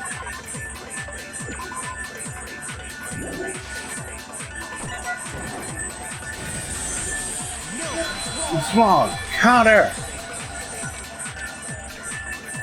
Good. Are methods of murder really exactly Take the this same? scene. I'm not so sure about that. I think there's a slight difference between the Genocide Jack cases and this one. Thank you. Uh-oh, you don't know? Well, you garbage. Let me help you. Seriously, this girl is more freakier.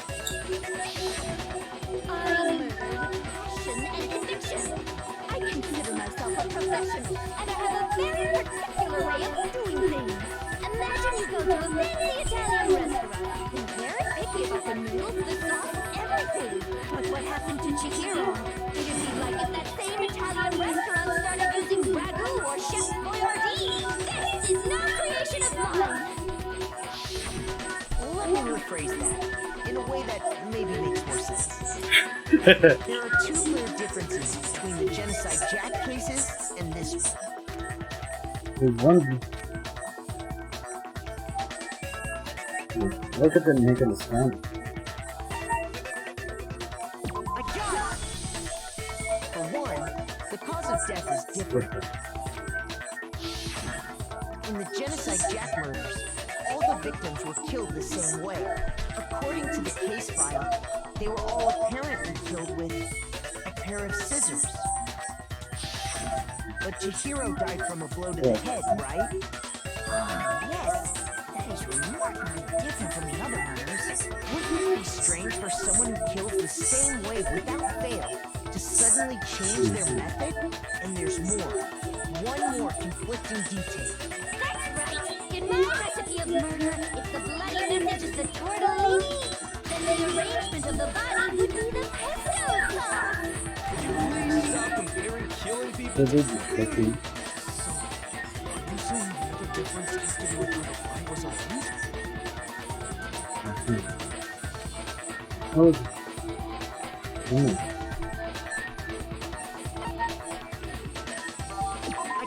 You got it. Do you I'm remember gonna what go killer to used to suspend her? They used some kind of rope to hang her up on her wrists. What's your point? Well, in all the previous previous Genocide Jack cases, something else was used to suspend them. Specifically, pairs of razor-sharp scissors. And guess what? I used my own specially designed scissors for the murders and the arrangement. Like I said, I'm a professional, so naturally I'm very picky about the tools I use. And you know what else? Big Mac said there's two differences. Big Mac? Are you referring to me? Listen up, Big Mac. There's actually one more difference. Huh? My word, you really didn't notice? Take a look at who the victims were in each Genocide Jack case. There's a pattern there, just waiting to be discovered. Figure that out, and it'll be plain as day why I couldn't have possibly killed that little lolly girl.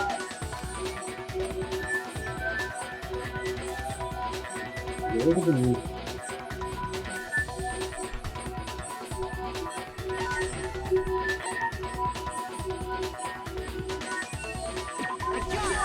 Got it. Is it because Chihiro was a girl? Yeah, that's the money. God damn it, this girl is freakier than before. In all the Genocide Jack cases, all the victims had something in common.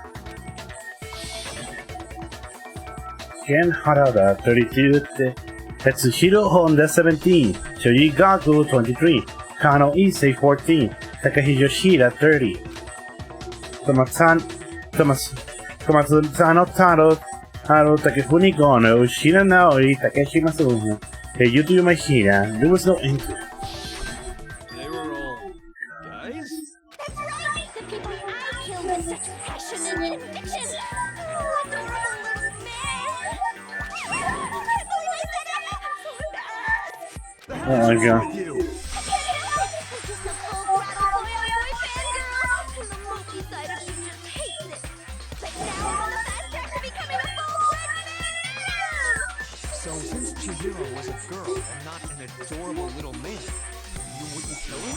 Would an Italian chef suddenly start making ramen just because they're both Little Don't be stupid. I have too much passion and conviction to cross that line. The absolute reality of a one and only. We get it. You've clearly explained your hobby and your philosophy. But that's not all there is to it. It's a different matter entirely.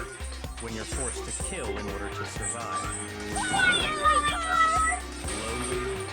hurt. I would never kill for reason as petty as mere survival. And if by some fluke I did kill to survive, why would I bother with the message and arrangement? It'd make me the obvious suspect. That does make some amount of sense. Whatever reason I have for killing, I would never lose out my prized scissors. Who would go out of their way to use a big, stupid, heavy dumbbell? Maybe you used the dumbbell because you couldn't find any scissors in the school. Any scissors? I don't just use any scissors. I only use my own set of high-class envy of the entire world scissors. I just really don't know what to say about this. Oh my god. Okay, whatever. There still aren't any in the school. Are you sure about that?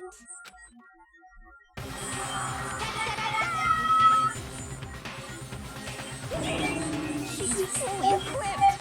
That's right, so I can go anywhere, anytime. Why would I resort to dumbbells or ropes when I have my trusty scissors by my side?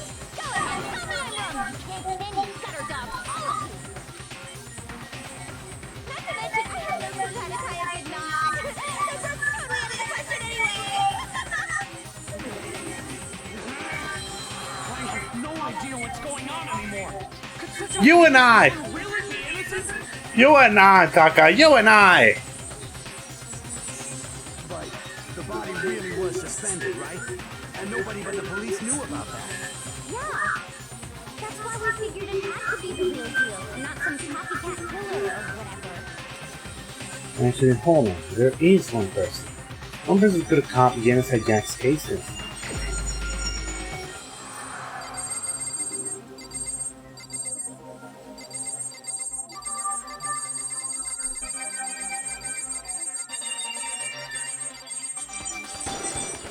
Kill got it!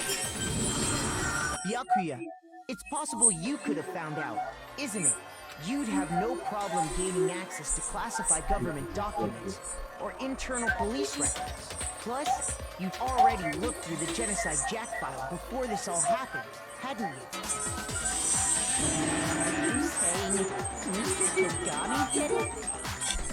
Then the reason he pushed the theory of Genocide Jack being the killer so hard was because he wanted to pin the crime on her. So, he rearranged the scene to disguise it and make it look like he put my stamp on it. See if you know who had the man was behind it. Oh, God damn it! Now she's horny! What the fuck? Well, Byakuya, what's your response? I see. So now the suspicion falls on me. Then I must ask, when would you say I began acting suspicious? Surely you must have an answer. Looking back and thinking about it now, the way you were acting right before we discovered the body was a little strange. In the locker. They're suspicious. Very suspicious indeed. Wouldn't you agree? Suspicious? This is nobody's search the locker rooms. Let's start with the girls' locker room.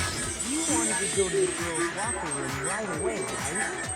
But since you're a guy, I should have naturally thought of the boys' locker room first. Is that what you want to say? The victim was Chihiro, a girl. Hence why I said we should check the girls' locker room. Nothing strange about that, I'd say. on the contrary, there's something very strange.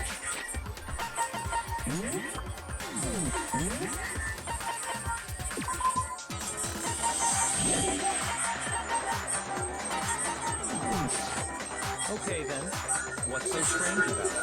Go ahead, share with the rest of the class. There was a clear contradiction in what Byakuya said.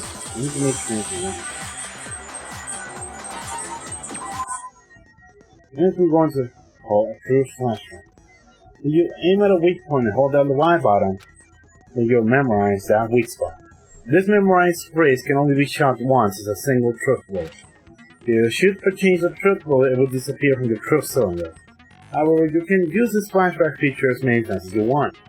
If you don't seem to have the answer to a lie or contradiction when you wrote a truth bullets, it might be wise to memorize a different weak spot and use that to make your case. When's the best time to flashback? Well, you just have to use your mean wits, won't you? In this case, though, I will say that if you don't use a flashback, you won't be refuting anything. Well then, good luck, and have fun. Make your argument.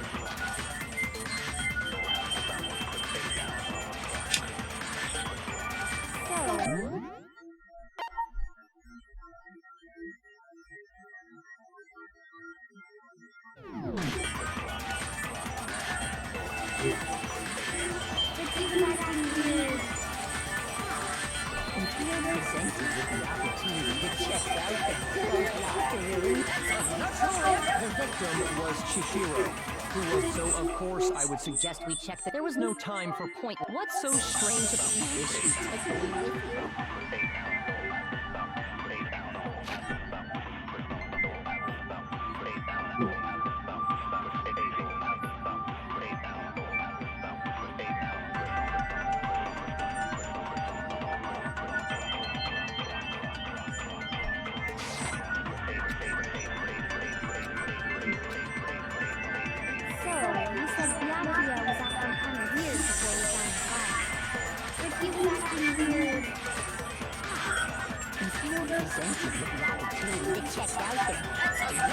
The victim was Chihiro, who was a girl, so of course I would suggest we check the girl. There was no time. What's so strange?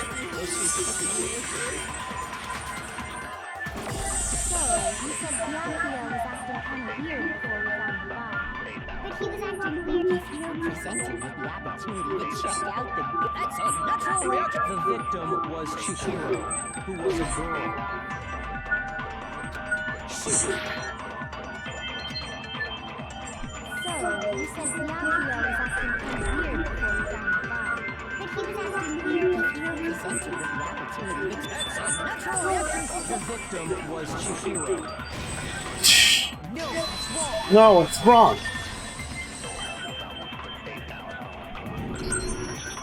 tell you what's so strange about that.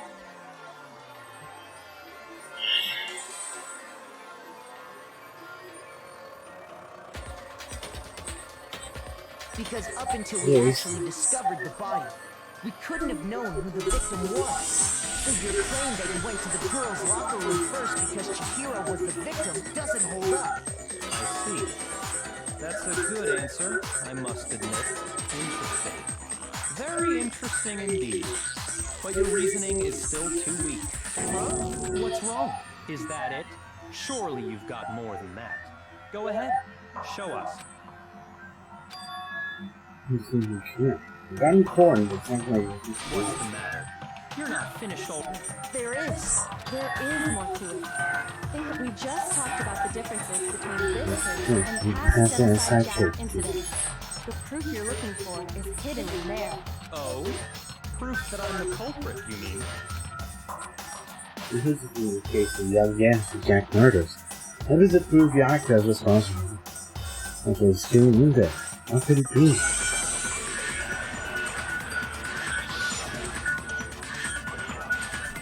Library investment. The difference between the cases? You want me to explain it again? When I want to kill, I use my very own special scissors. And I use the same scissors to erase the body. But Chihiro was suspended with... It was some kind of rope. Was it not? That's right! It absolutely was! Then there must be something very fishy indeed about that rope. Hey, Byakuya, where'd you get it from, huh? I've never seen that rope before in my life. Obviously, somebody else must have had it hidden away somewhere.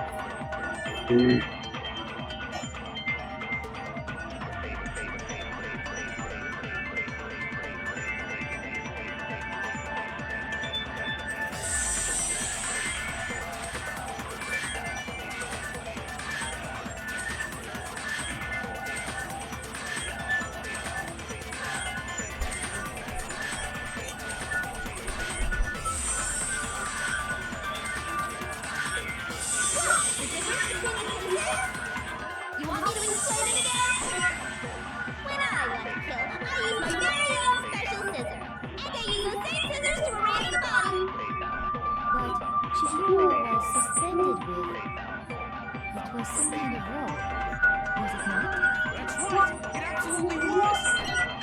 Then there must be something very fishy indeed about that rope. Hey, Byakuya, where'd you get it from, huh? I've never seen that rope before in my life. No, it's wrong!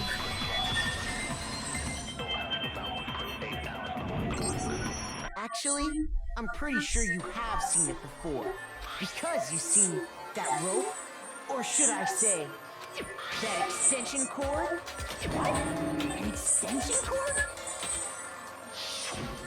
Byakuya, you've used the extension cord in the library more than once, haven't you? And the same extension cord that was in the library all this time went missing after the murder. And there's no way someone who uses that extension cord as much as you do wouldn't discover that fact. And Byakuya must be the one who took the extension cord. I can't imagine any other possibility. That's really what you think? Then your conclusion is something like this? I killed Chihiro in the girls' locker room, then hung her up and wrote that bloody message. I intentionally made it look like Genocide Jack was behind it. Is that about right? Let's do it again. I'm concerned. What's wrong?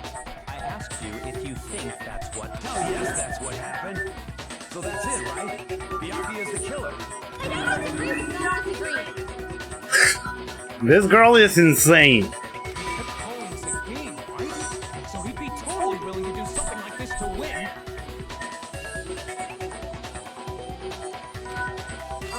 Sorry, but could we hold on just a second? I think we need to talk about this a little more. We really need to. You've already decided who did it. I know, but still, there's something that's still bothering me. Is that right? Pray. Pray tell is still bothering you. girls' locker room, then disguised my crime. Specifically, I dressed it up to make it look like it was the work of a homicidal psychopath. What about all that bothers you? Wait. Oh, that's right.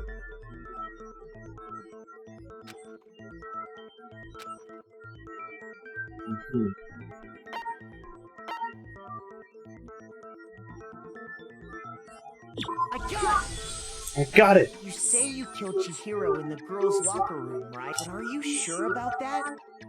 Isn't it possible that the murder took place somewhere else? How disappointing. What kind of question is that? Even in the world of disappointments, this is a true letdown. She was found dead in the girls' locker room. There is absolutely no question about that. How could the scene of the crime have been anywhere else? Well, I think it's entirely possible that she was killed somewhere else, then carried there later, along with the rest of the murder scene. Rest of the murder scene? That was awfully specific. Please tell me you have a reason for saying all of that. I believe I do. Yeah, did you just take your guard off? Yeah. Then the story's only moved to the crime scene, yeah. But now, maybe I could have never realized that the actual scene of the crime could have been somewhere else. Don't just move on without permission! What do you mean she was killed somewhere else? Come on, Makoto. If there's any chance the murder took place somewhere else, let's see the proof.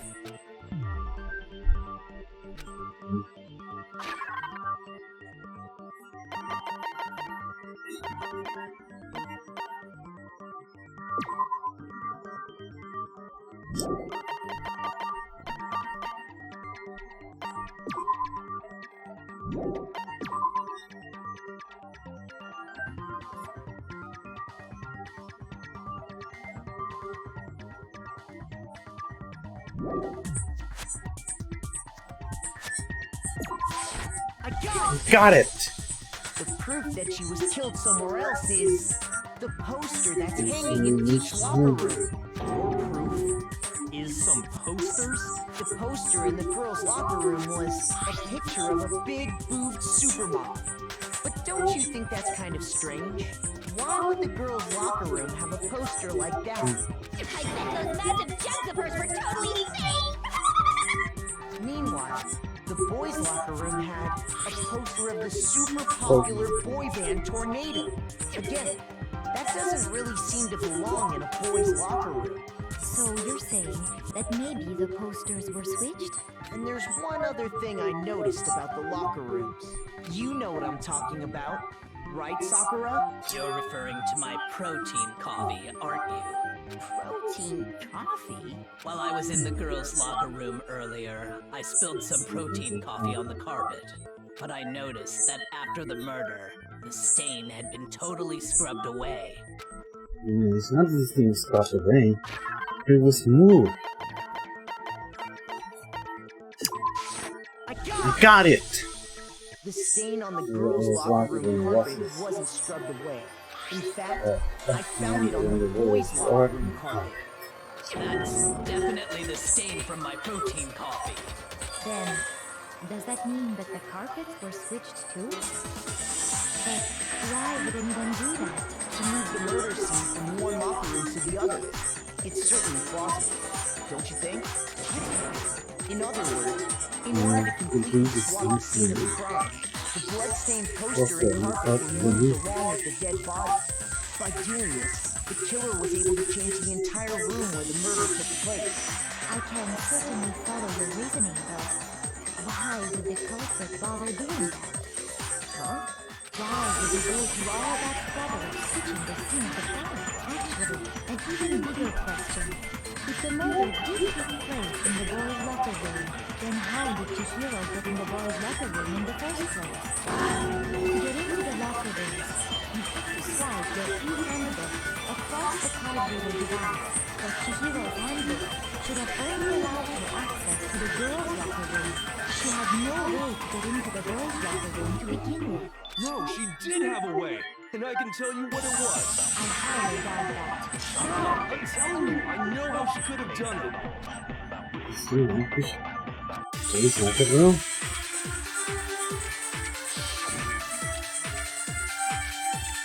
Opening handbook.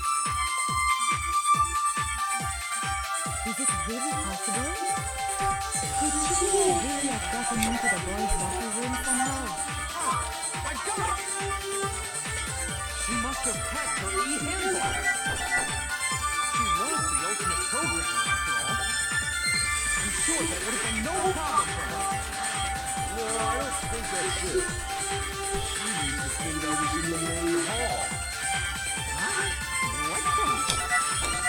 I'm talking about Leon's handbook, of course. No! What's wrong?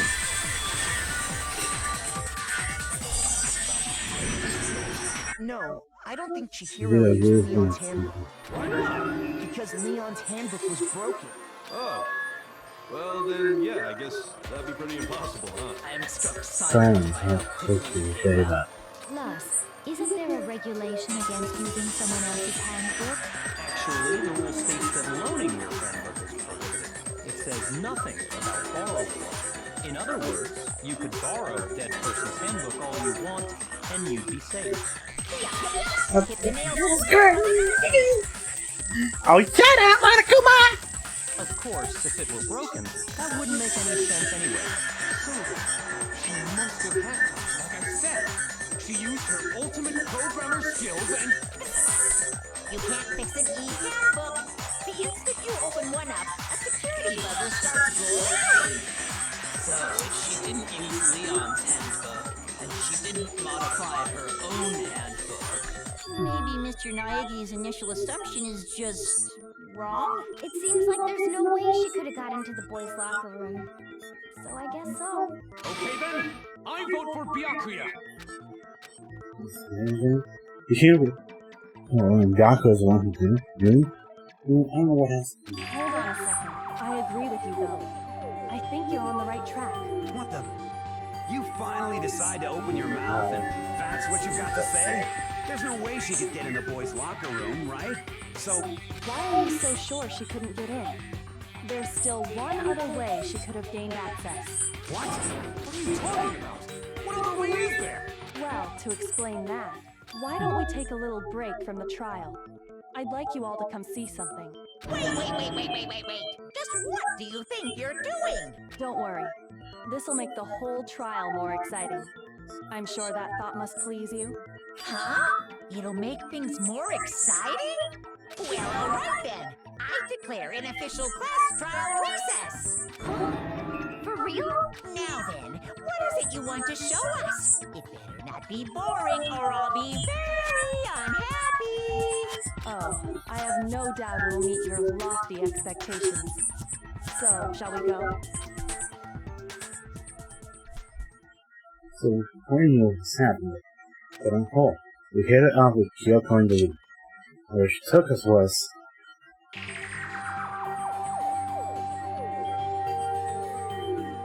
The girls' locker room? We've already searched this place top to bottom. What are you trying to pull, Missy? I'd like you to examine the victim's body one more time. Be sure to examine the entire body very carefully. Take your time. Examine her carefully. Like using our hands? No, wait! Probably best if I don't run my hands all over a girl's... It's not that I'm creeped out or anything, it's just... very well. I'll do it. But you're a girl. You shouldn't have to touch a dead body. Just look. No, it's okay. I think Chihiro would rather have a girl examine her. So just leave this to me. Sakura. What is this? Some kind of secret girl-on-girl action? Is that what you two are about? That's not it at all. Stop screwing around. Okay, here I go. I'm sorry, Chihiro. Please excuse the intrusion. that's good. Be sure to check her entire body, and I believe we will solve this particular mystery. Her entire body? I know you say that, but... What? This is...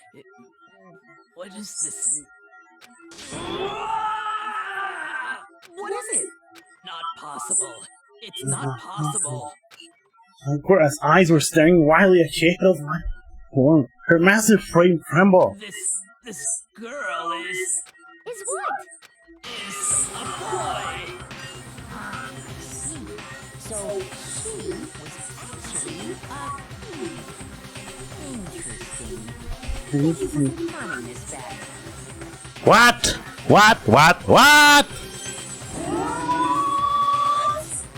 You're joking, right? I wouldn't joke about this.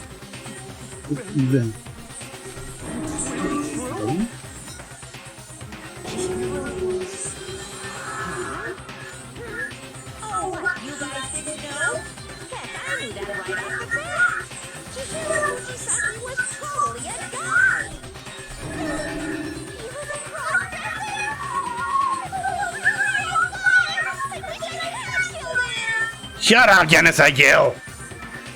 So that's what Kyoko wanted to show everyone, huh?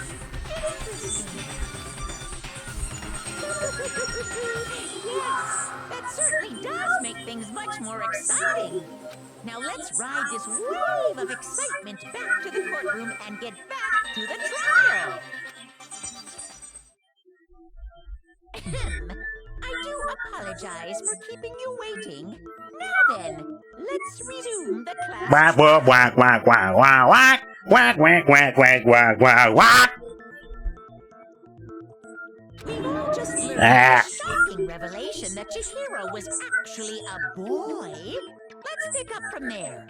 Yes, well, I don't know his reason for hiding it, but the fact is, Chihiro was not a girl, but a boy. And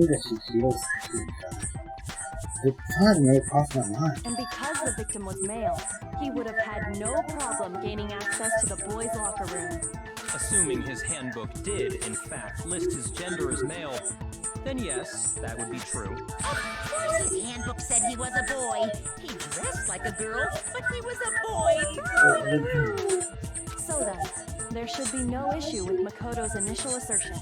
The victim was killed in the boys' locker room, and was then later moved to the girls' locker room. And the killer could have easily used Sayaka or Junko's handbook to get into the girls' locker room. Chihiro really was killed in the boys' locker room? I still don't understand the motive for moving the body, but yes, that does seem plausible. Well, I must admit, I did find it rather odd. I knew he felt a little off. There was a certain incongruity to his female body.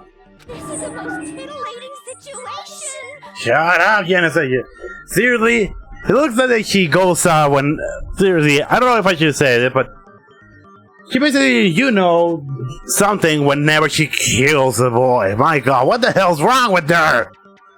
So now everything has been connected. All the mysteries have finally become clear. Okay, well, connected or clear or whatever. We still think you're the killer, remember? Very interesting. This has become very interesting indeed. He's off in his own little world. What about you, Makoto? After everything we've learned, do you still think Byakuya's the killer? Well, without a doubt, Byakuya is the one that made Chihiro's death look like Genocide Jack did it. But I think he might not actually be the killer after all. What? But aren't you the one who accused him in the first place? He just seems to be too easygoing about this. Like he's enjoying solving the mystery. The way he's acting, it makes it seem like it doesn't have anything to do with him. And you think that might be because it doesn't have anything to do with him? Plus, the evidence he left behind was a little too... how can I put it? Overt. He consciously chose to use the extension cord, knowing it could connect him to the murder. At least, that's how I see it. And Byakuya, when you found out the murder took place in the boys' locker room, it seemed to rattle you. And then again, when you found out Chihiro was actually a guy. If you really were the killer, that stuff wouldn't have had any effect on you. So that's your thinking, huh? Well, it bothers me that you don't have more concrete reasons, but it's fine. I guess I'll mark it as correct for the time being. mark it as correct? He's right. I am not the culprit. I just happened to come across the corpse in the girls' locker room and decided to alter it. Are you fucking with us right now? No, I am not effing with you right now. I'm telling you the truth. Well, I find it very hard to believe. Go ahead. Find it very hard to believe. You're free to be executed along with the rest of us. If you're really telling the truth, then why? Why do you do that to his body? My reasons hardly matter right Oh. now. Uncovering the culprit is much more important, wouldn't you say? Now then, if it wasn't me, who was it? Well, I don't think I can say for sure without talking about it a little more. You're seriously gonna keep going? We're all good, aren't we? I thought it was clear Yapia did it. No, I'm with Makoto. If there's any doubt whatsoever, we need to explore every possibility. Because if we're wrong, we all die here. That's true. Very well then. I'm with you too. Damn straight. Count me in. Do you not have a mind of your own? Of course I do. What am I, an ant or something? Anyway, let's discuss this all as a group one more time. We still have time to make our decision. That's very true. Our lives are all on the line. Excellent. Then shall we resume our game of hide and seek? Yeah, okay, what do? If he's a real killer, who murdered Chihiro? I think we can be sure that we know about the killer. If he was looking at monsters for earlier times to which means if the classroom was the boys' locker room, we would need a boys' handbook to get in. Since Neo's hand is apparently broken, the kid would have used their own. In other words, it had to be a guy. But this is not enough. We need to find some more clues. Make your argument! So that's just a count.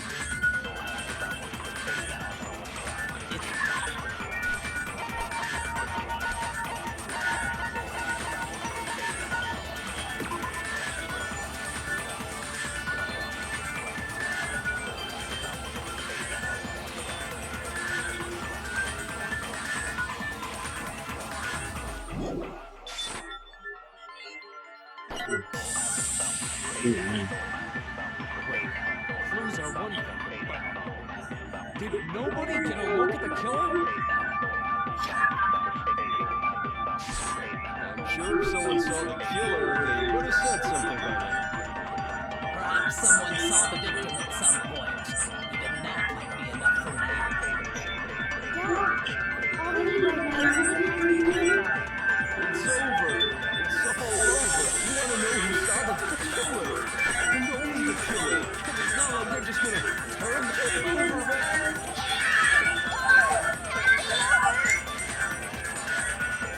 Isn't there a single clue that might lead us to the killer? Things are with nobody gonna look at. Sure, if someone saw the killer, they would have said Someone saw the victim at some point. Even that. Yeah, all we need right now is a little time to think about it.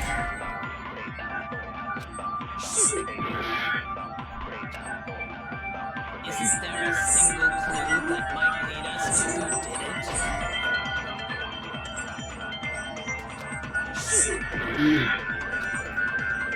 Isn't there a single clue that might lead us to who did it? clues are one thing. Did nobody get? I'm sure if someone saw the perhaps someone saw the victim. Yeah, all we need right now is a little time to think. It's over. It's all over. You want to know who saw the killer? And only it's not like they're just gonna turn themselves in. Game over, man. Isn't there a single clue? Did nobody get a look at the killer? Sure, someone saw the Someone saw the victim at some point. All we need right now is a little time to think. It's over. You want to know who saw the victim? The killer. And only the killer.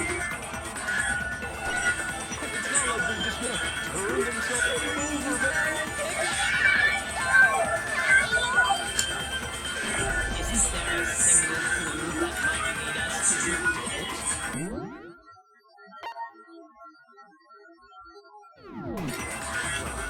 Clues are one thing. Did nobody get? I'm sure if someone saw the someone saw the victim.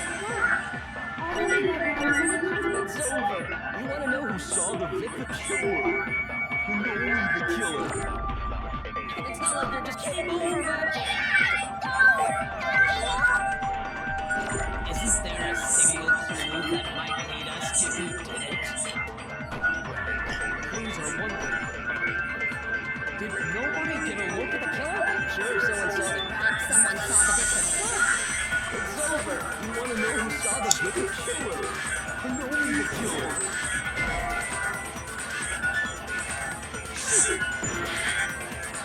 Mm. Isn't there a single clue that might lead us to who did it? Did nobody get. Sure, someone saw the. Someone saw the victim.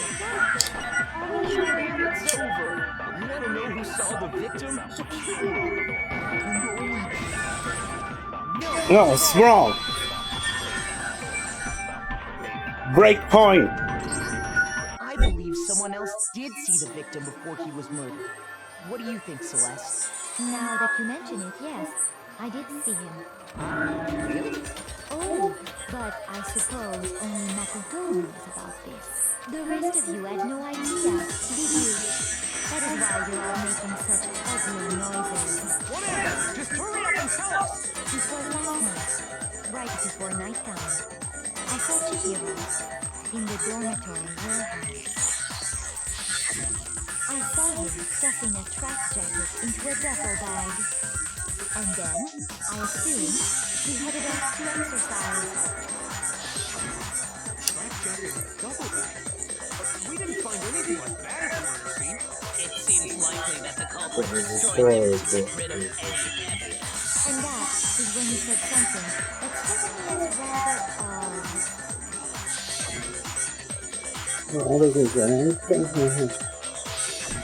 Chihiro told me he was in a hurry. But why would he be in a hurry? Only if someone was waiting for him, I should think. So, Mr. Fujisaki was on his way to meet with someone, and then they were going to work out together. But Hina and I had invited him to exercise with us plenty of times, and he always declined. Probably because he was afraid he'd find out the secret he was hiding, right? Which means that conversely, he must have trusted whoever he was meeting with very much, enough, so that he was willing to risk his secret being revealed.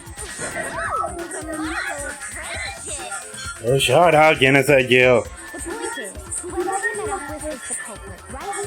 So we just gotta figure out who it was. But knowing what we know, we can't even guess. No, you already have what you need to make the connection. Huh? You know who the killer is.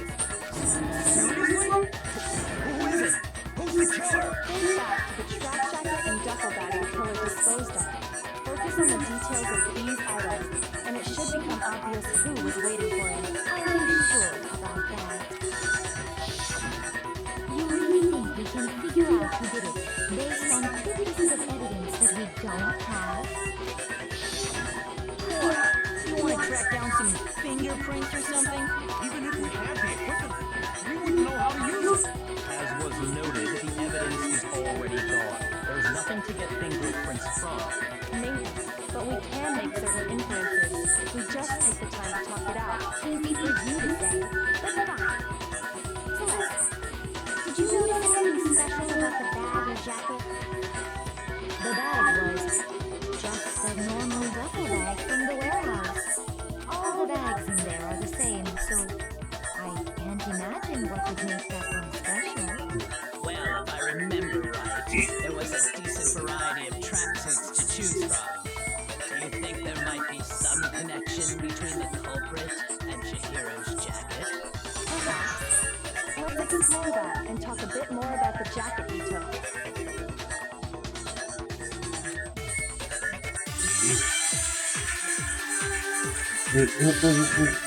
Make your argument. Celeste's account. First of all, we know where Chihiro was headed. He was on his way to go exercise. So next we have to ask, why did he choose the specific tracksuit that he did? What do you mean, the specific tracksuit? I got it! He picked that tracksuit because it matched the one the culprit was wearing. So, what's you're saying is the killer was wearing the same blue tracksuit as him? My tracksuit is black. I don't even have a tracksuit. I have a white tracksuit personally.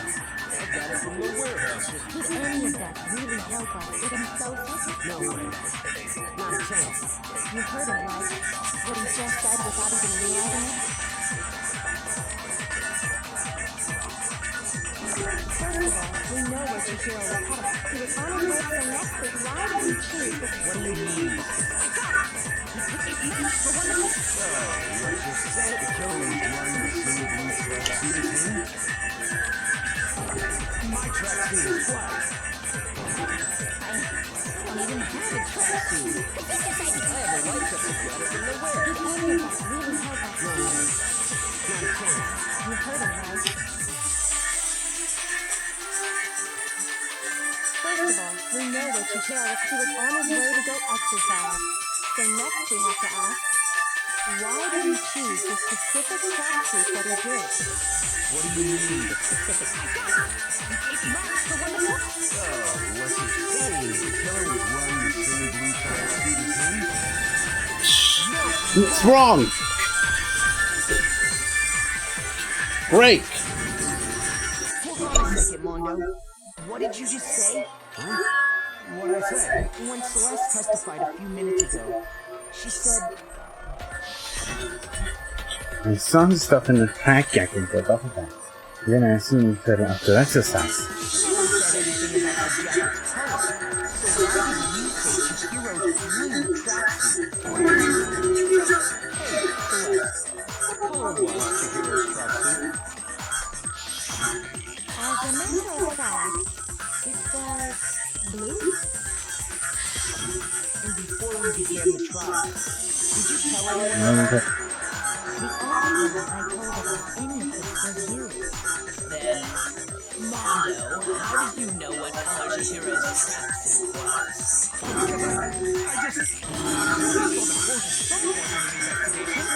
No, that can't be it. The bag and clothes were surely disposed of by the time we began our investigation. I've never actually.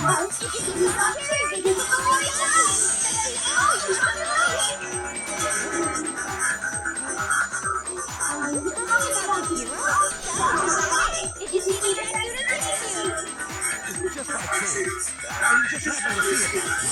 He walked past me, and he was carrying the tracksuit in his hands. No, that can't be it either. According to Celeste's testimony, She stuffed the jacket into the bag and it hurt. It was almost like she was trying to hide it. It's just like that, she was fine.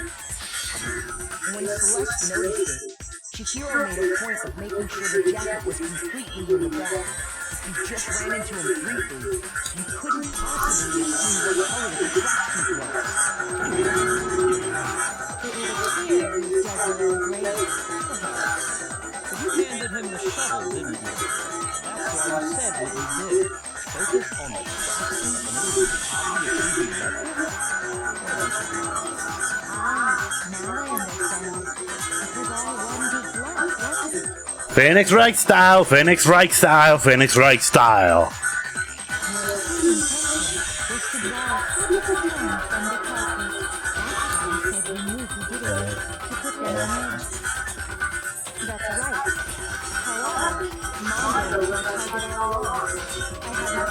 About him from the very beginning. But why? What made you so suspicious? That's a good question.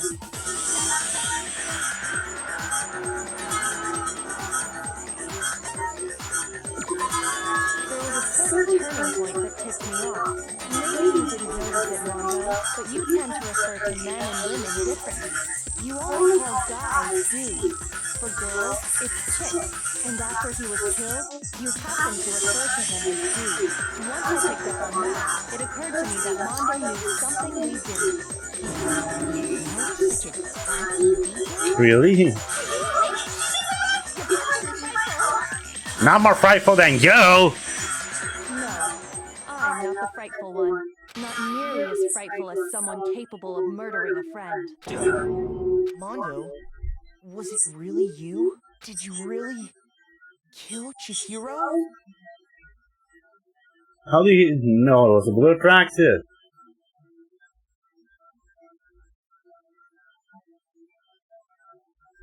Yeah. I didn't kill anyone. You've been all over me, judging everything I say, putting words in my mouth. What gives you the right to treat me like a goddamn criminal? Yeah, you have to do something like that. This is a false accusation. It's true. My reasoning on that is pretty shaky. That was fast. Well, this does present us with a problem. It seems we are all out of leads. My time is nearly come. That's what my little ghost friend is telling me.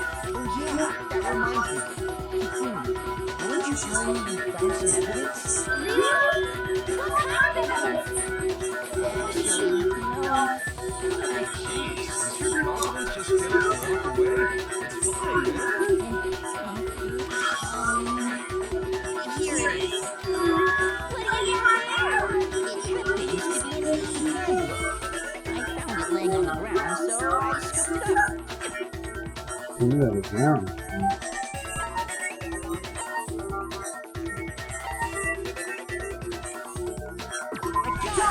Got it. We know Chihiro's handbook was missing from the scene of the crime, right? For a fact. Indeed, I was totally sure I found it. It does hold some clue about the culprit, right? Well, that's what I was hoping. But it's busted. It won't even turn on. I imagine the culprit broke it to get rid of any evidence after the murder. That's odd. I think that- handbooks were quite so fragile. You're right. They're not. They're totally waterproof and shock resistant. It would take an awful lot to break one. This one does appear to be broken, as is Leon's, sitting useless in the main hall for all their confidence. That is a remarkably high failure rate. Do you think people get some kind of mysterious somewhere?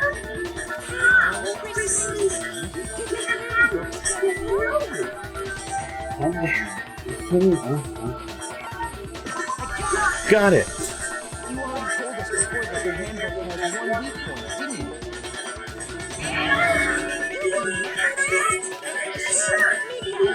That's it. I told anyone that it's done anything good. The handbook is supposed to never break, and two of them broke in quick succession. Then we can only assume that someone's figured out its weakness. You know what the weakness is, right, Monokuma?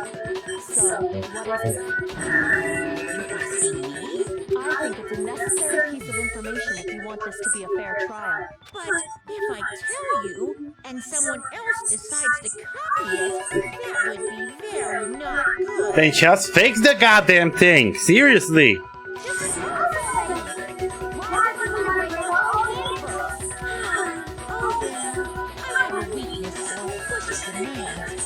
But you're sure you won't follow their example? Then allow me to make a special announcement. The weak point of my cutting-edge e-handbook is...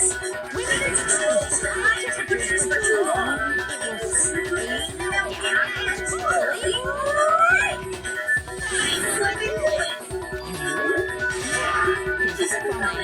Laying on the floor of the sauna. The temperature in the sauna can reach over 200 degrees. La la la. Strange how you don't get burned, huh? Okay. It's because as your sweat Come on. evaporates, it creates a cooling layer of air around your skin. If the hot air of the sauna were somehow pushed directly onto your skin, you'd definitely get fried. That layer of air would get blown away. That's why you may feel a burning when you move around. So when you're in a sauna, make sure to keep nice and still. Interesting. I learned one new fact today. That is a mere trifling speck of knowledge. Anyway, if you found the victim's handbook in the sauna, then the killer must have been purposely trying to raise its temperature in order to break it. Meaning the culprit somehow knew its weakness. But how'd they find out?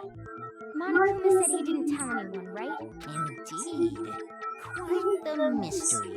What if they found out by accident? What do you mean by accident? What if the killer took their own handbook into the sauna, not knowing its weakness, and it broke? They'd realize it was broken, of course, and it wouldn't be hard to figure out why.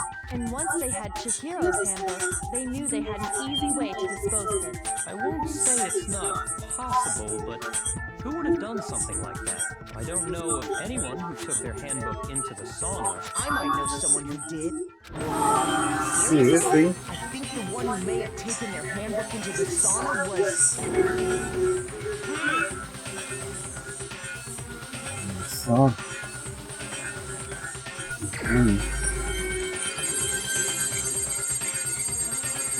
Mondo, what up? Mondo. Your handbook broke in the sauna, didn't it? Why do you keep accusing him?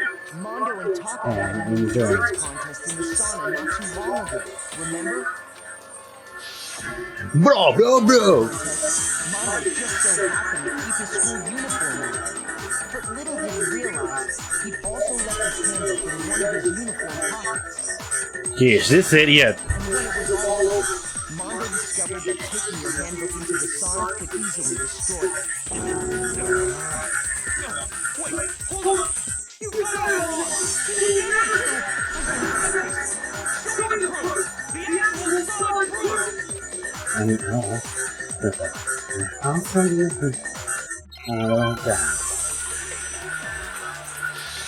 Make your argument. Broken handbook. You can handle the card reader. Let's test Makoto's assertion. If what he says is correct, then Mondo, you broke your own handbook. In other words, if Mondo's handbook is actually broken, then that proves that what Makoto said is right. Well, my goddamn handbook works just fine! See? Look! I told you it was wrong after all! Mondo, you prove it why!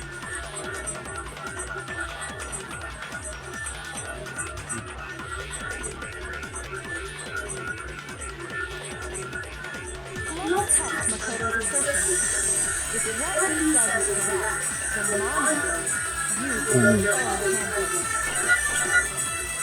Boring. If Mondo's handbook is actually broken, then that proves that what Makoto said is right. Well, my goddamn handbook works just fine! What's wrong? Break up. Mondo, the handbook you have right now, is it really yours? What is that supposed to mean? The broken handbook that was in the main hall, isn't that one actually yours? What the heck are you talking about? What I mean is, I think Dude, Mondo this one. swapped his handbook out for one that actually works. I think he took Leon's handbook and replaced it with his own. After all, Monokuma said himself that Leon's handbook never should have broken. The punishment itself wasn't fair enough. Down to destroy it. The broken handbook in the main hall is actually Mondo's, which would mean that the handbook Mondo has right now is actually his. Yes?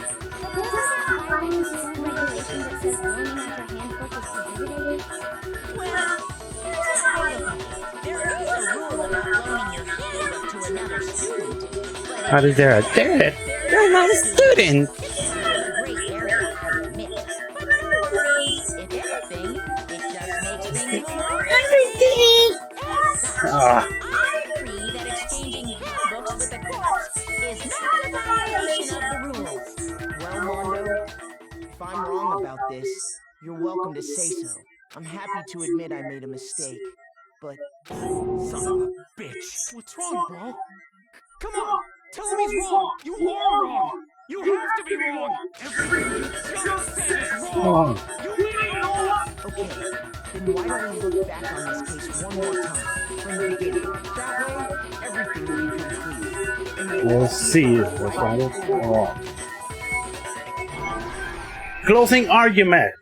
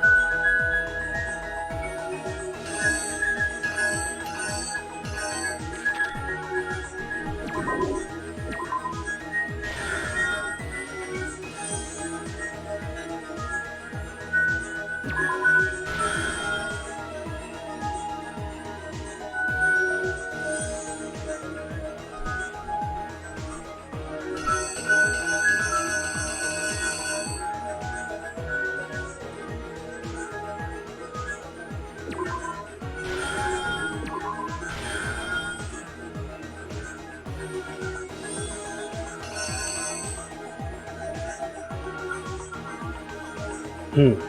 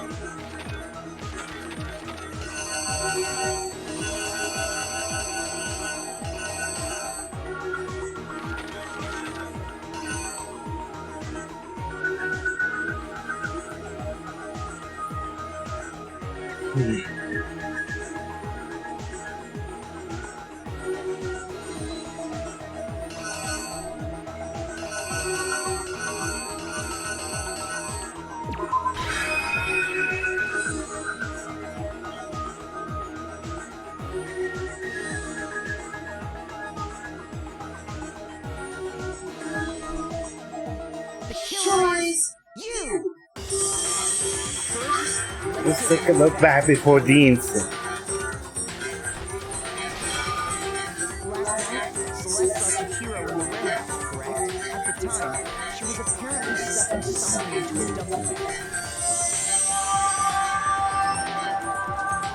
That something was a blue tracksuit. You can confirm this, right, Celeste?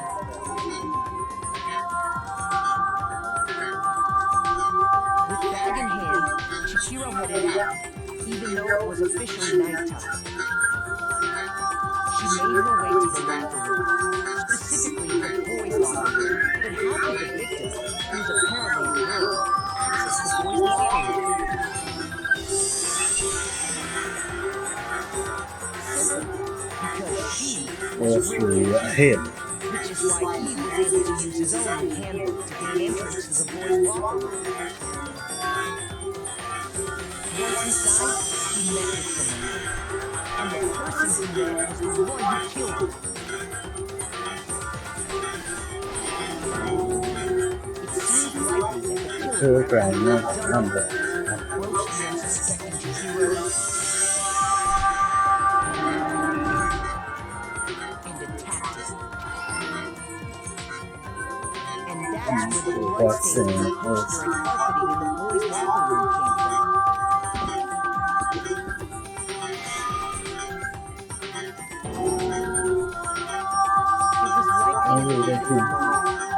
The body was arranged, but the murder itself felt unclean.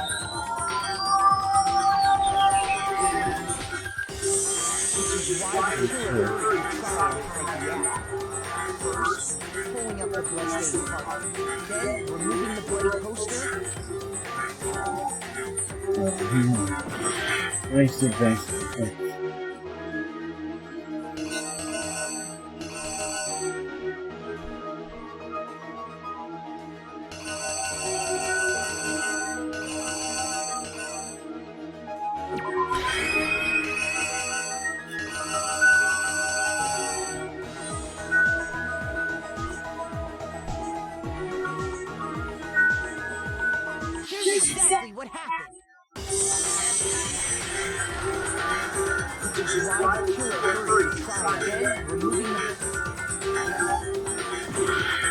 No. Do you know what it is?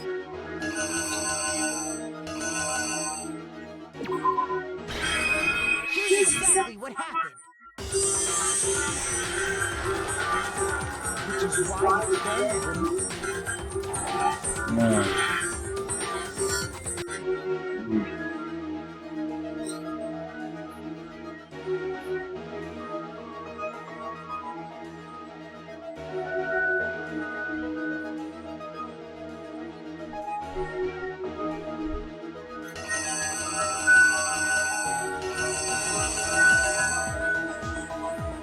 Damn it.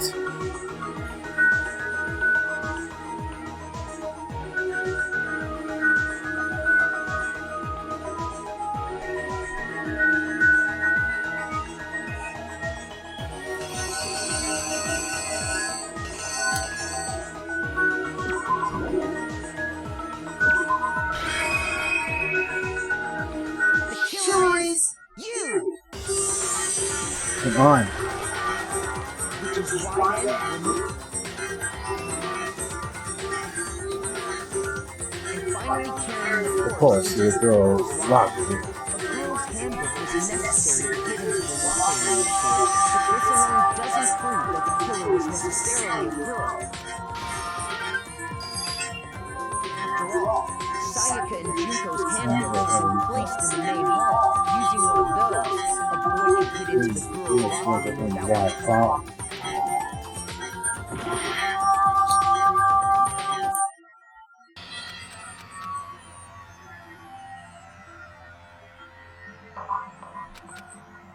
is. Just give up.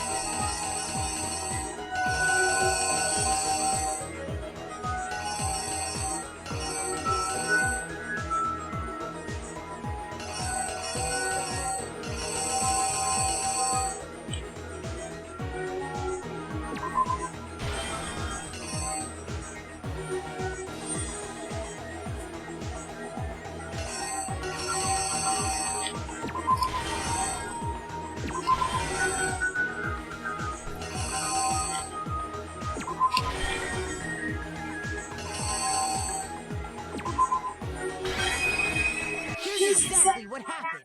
Come on.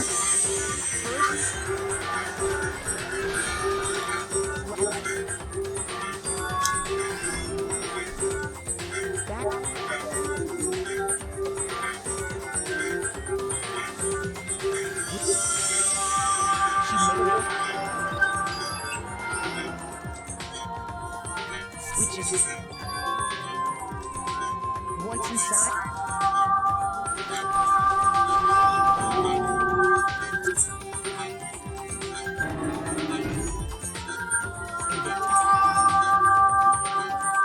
And that's where the bloodstain.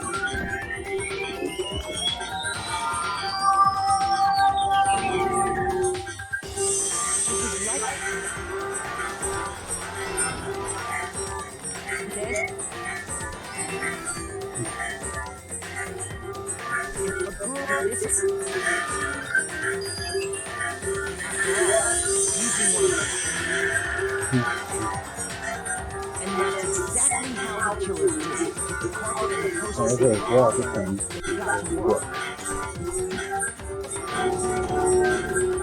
They changed the layout of the boys and girls locker room in what you might call a crime scene switch.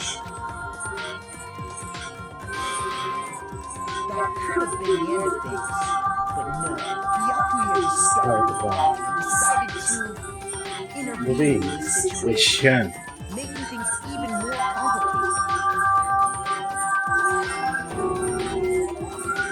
So, after stumbling on the crime scene, he went and grabbed the extension cord from the library, and then he got to work. He used the cord to string up Chihiro's lifeless body.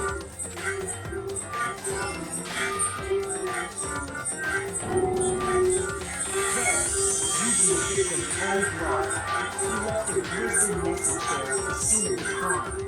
He wanted to create a genocide Jack was responsible for the slaughter. And around the same time that the Yakuza was putting together this facade, the killer, having already disposed of Chihiro's bag and other belongings, arrived at the sauna. There, they planned to destroy the last piece of evidence, Chihiro's handbook.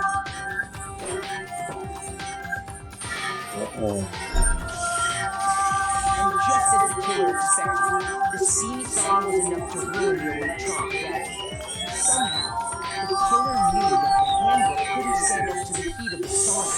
And the reason they knew that is because the sauna had already wrecked their own handbook. And that's how it all played out.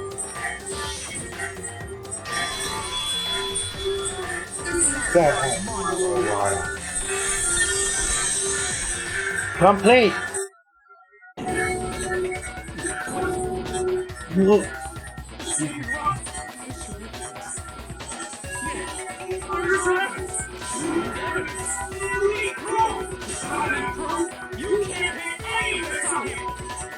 Here's the bonus.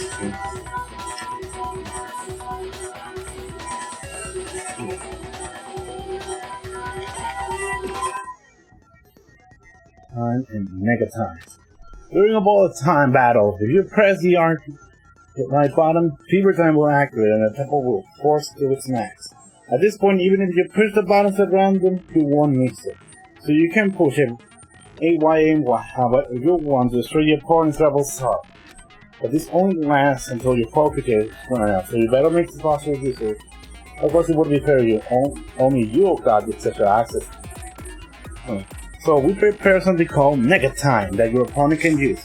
If the opponent activates Nega Time during the bullet time battle, your tempo marker will disappear, making it quite a bit tougher to hit the buttons in the rhythm. If you were to activate Fear Time at this point, no, never mind, I'm sure nothing will happen. I don't know what I was worried about. Surprisingly, if your action's difficulty is set to Gento, the opponent won't use Nega Time.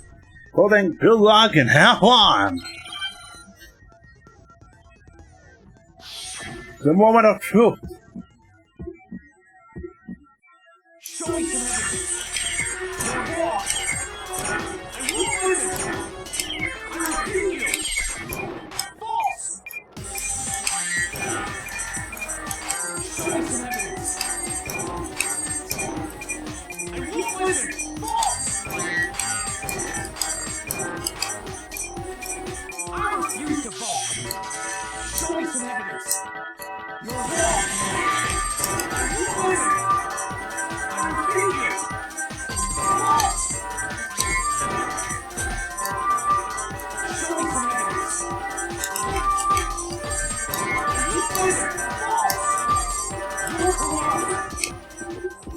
Final strike! Show me some evidence. This should prove it.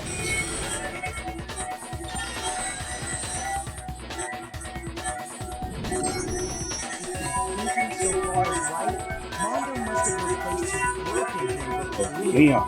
in which case, we can just check each of our handbooks right now. Once we do that, we'll... Do not do that. Yeah. Yeah, I did it. I killed him.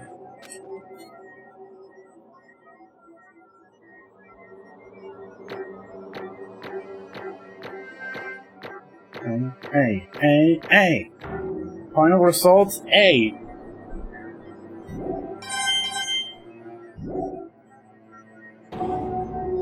Bro, what do you say? I got no choice, man. After hearing all that, I gotta just give up. Go ahead, Monokuma. Get it over with. Ask for the goddamn verdict. Wait! Hold on!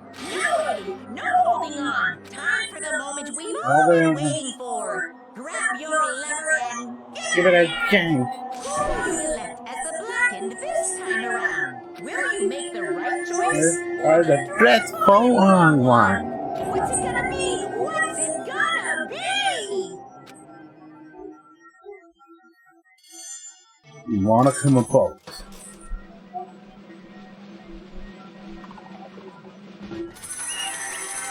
Mondo.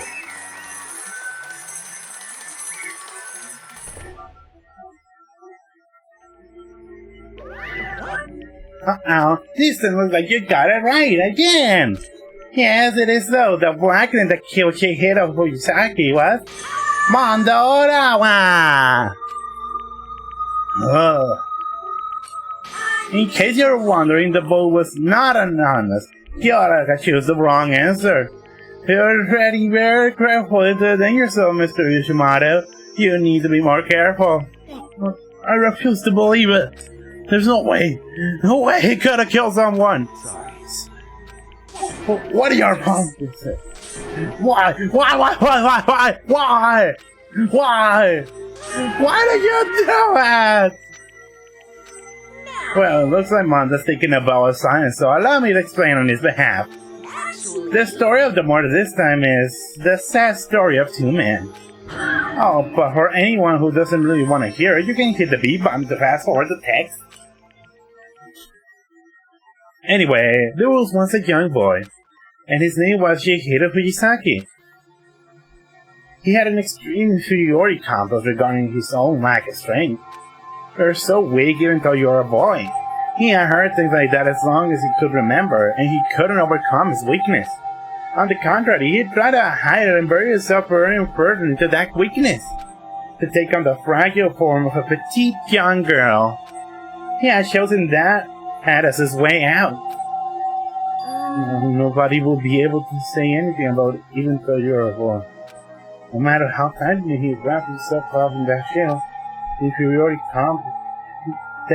complex was already taking root deep inside of him, and there was no easily weeded out. As it turns out, the shell was completely empty. The complex didn't disappear, instead it only grew stronger and stronger. I'm weak. Weak.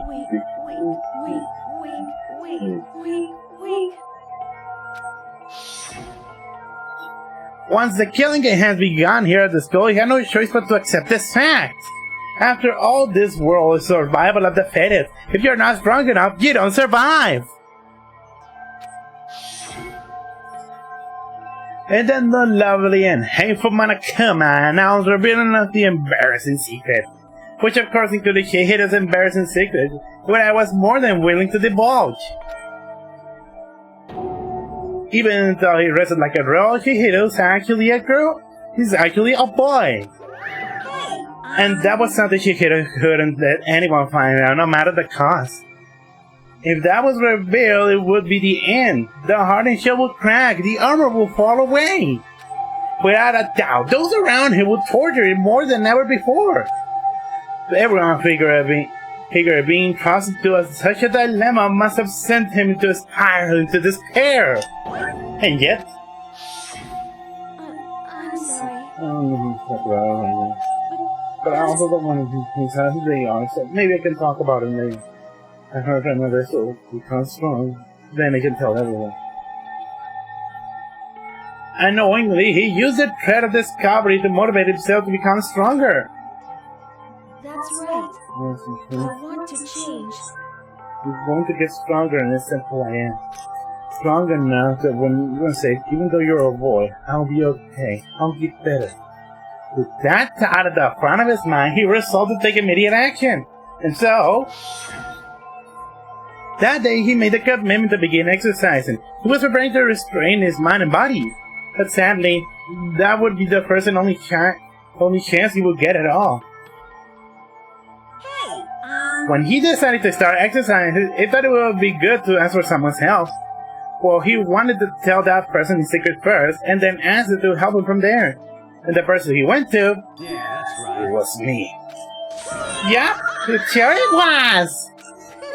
The biker gang fella had been painfully clear about how important his manly promises were, so Chihiro probably figured that even if he confined in Mondo, his honor would make him keep the secret. Plus, Mr. Macho Mondo was a very symbol of a strong man that Chihiro always aspired to. Maybe talking to Mom about it will help me give me some courage. So he went and asked Mom to help console me. That was his inspiration, and he thought that only with Mondo's support will he ever be able to come close to this. Yeah. So then that must have why Mondo did what he did. He gave the promise to meet the Chihiro. What he did. You mean that's why Mondo carried Chihiro from the boys' locker into the girls' locker room? Indeed. Yes, that's exactly what I mean. Wasn't that cover up what he has done? Certainly.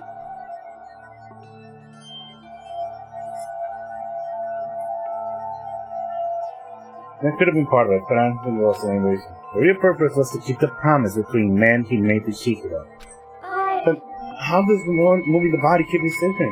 Because if everyone knew he'd been killed in the boys' locker room, then everyone would have been arguing about how she got into the boys' locker room, right? Once that started up, a few of us would have immediately begun to suspect his identity, so he tried to protect Chihiro's secret by putting him into the girls' locker room and stealing his handbook, see? Then Mondo did all that to keep the promise he made to Chihiro, who he also killed.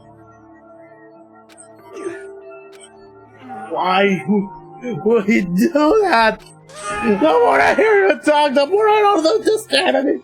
You guys trusted each other, right? So why did you? Because no matter what I did, I didn't want anyone to know. I knew it. So that's why I triggered it after all. The possibility of having your embarrassing memories and secrets be equals exposed. That's impossible. Nothing could have been that bad.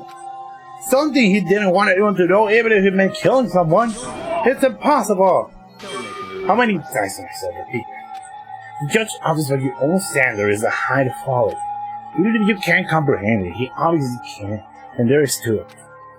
Well, while we're on the subject, why will Tom tell you? That embarrassing memory is that secret he didn't want anyone to know. You know what Mondo did? He killed his own brother.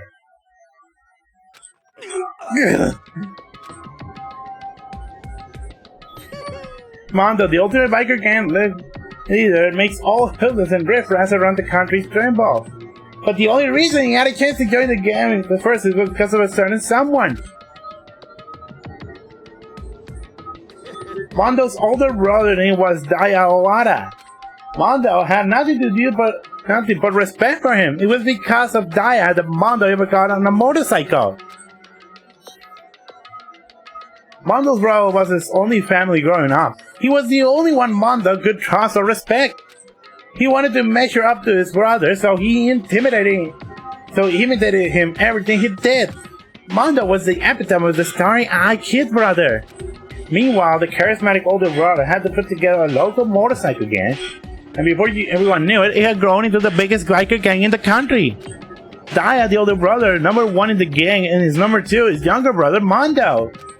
In the beginning, everything was peaches and gravy. But when Mondo started to think about how he will take over the game for his brother someday, his brother's greatness and his reputation began to gnaw on Mondo's very soul. The kid's gonna take over Daya, huh? Daya created this gang with his bare hands, Hence, Mondo's just along for the ride. Can anyone like that really be a leader? All they have to do is make the gang look bad. Almost every day, Mondo heard the gossip and whisper of the other members of the gang, which is why I just... he gets stronger. Stronger than Daya. Just one time. No matter what, I gotta win. Don't fuck with me. I don't care what it takes, it gotta come out on top. And on that night of his amazing brother's retirement ceremony, Mondo challenged him to a street race. But during the race, a tragedy struck. The kid brother pushed ahead with his reckless abandon, eager for victory, and bashed into the oncoming traffic. But suddenly,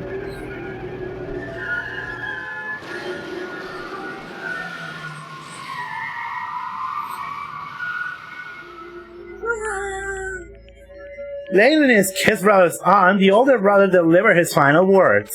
My back hit. I fucked up. Sorry. Of course, he knew it was his brother's fault, but Diane never blamed him for what happened. Kid, the rest is up to you. Oh, you gotta keep the gang together. Cause it's a team you and me put together. It's a promise between men. He decided to hide the truth of what happened from everyone else in the gang. In order to keep the gang together and keep his brothers with his brother.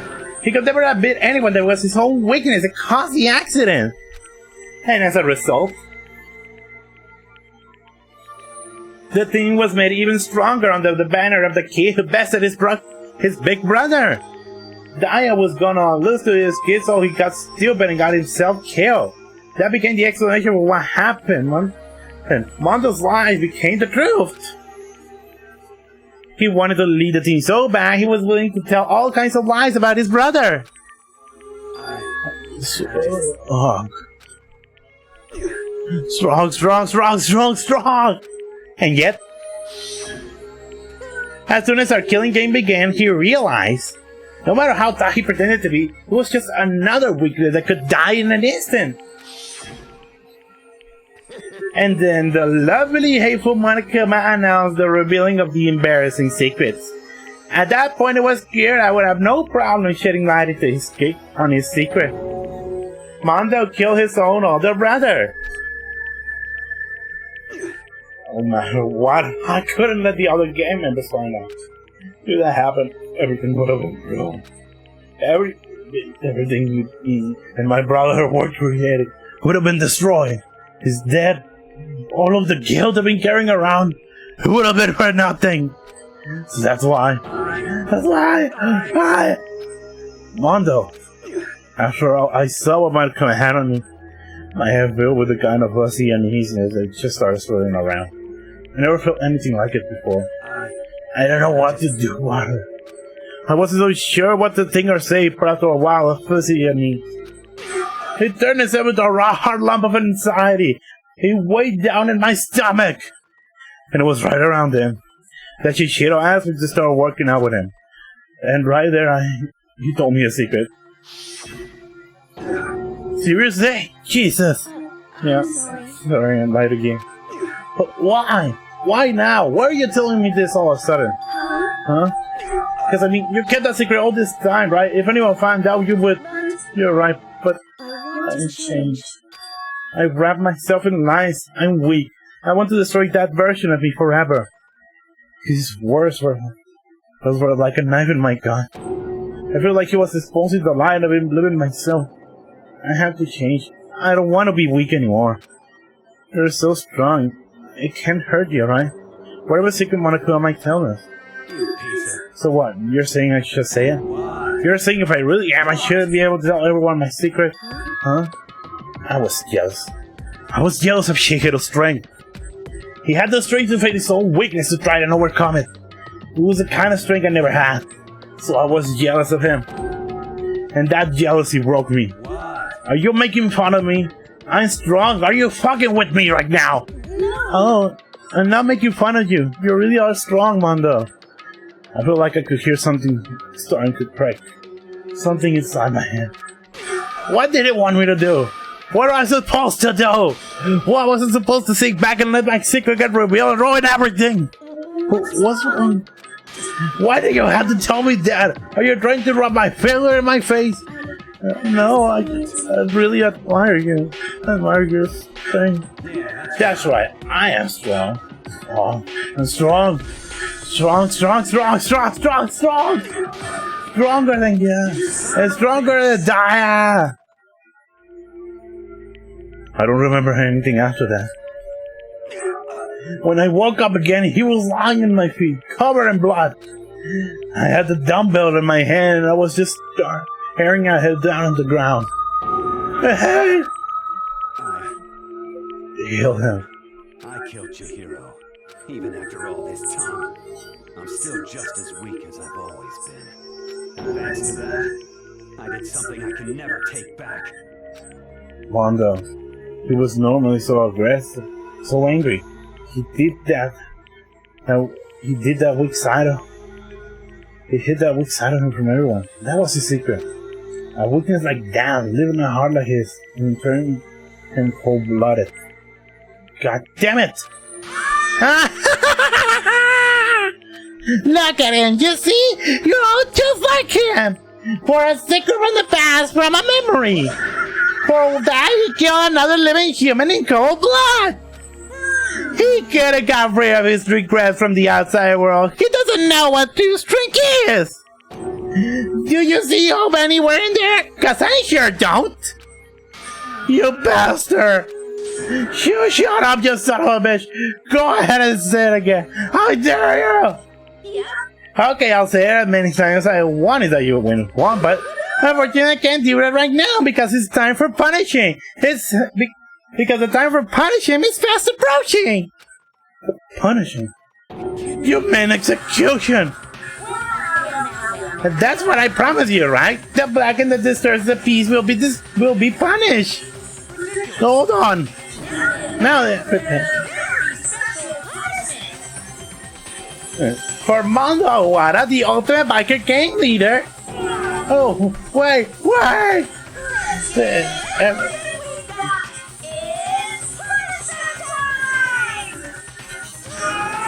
Is that what? Sorry, man. I couldn't keep the promise we made. From one man to another.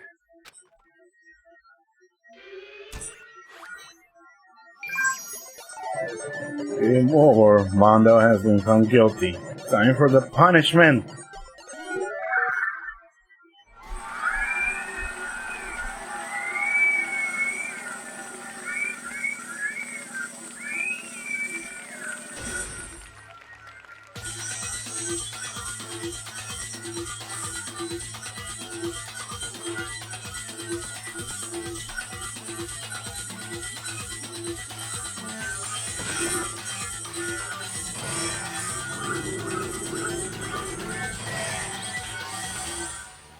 Huge bet.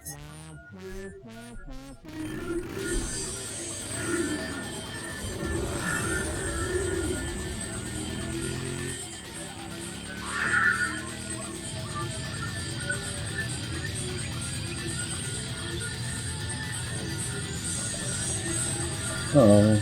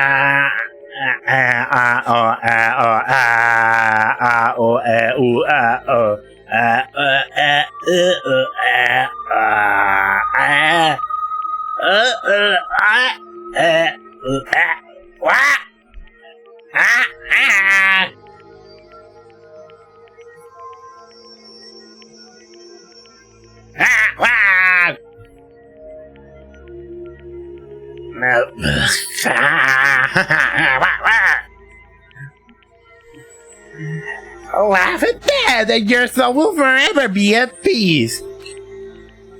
It can't be my brother. Another murder, another execution. I want to feel again. Everyone's lives are taken so lightly here. I feel like I might be going mad. You just let it happen.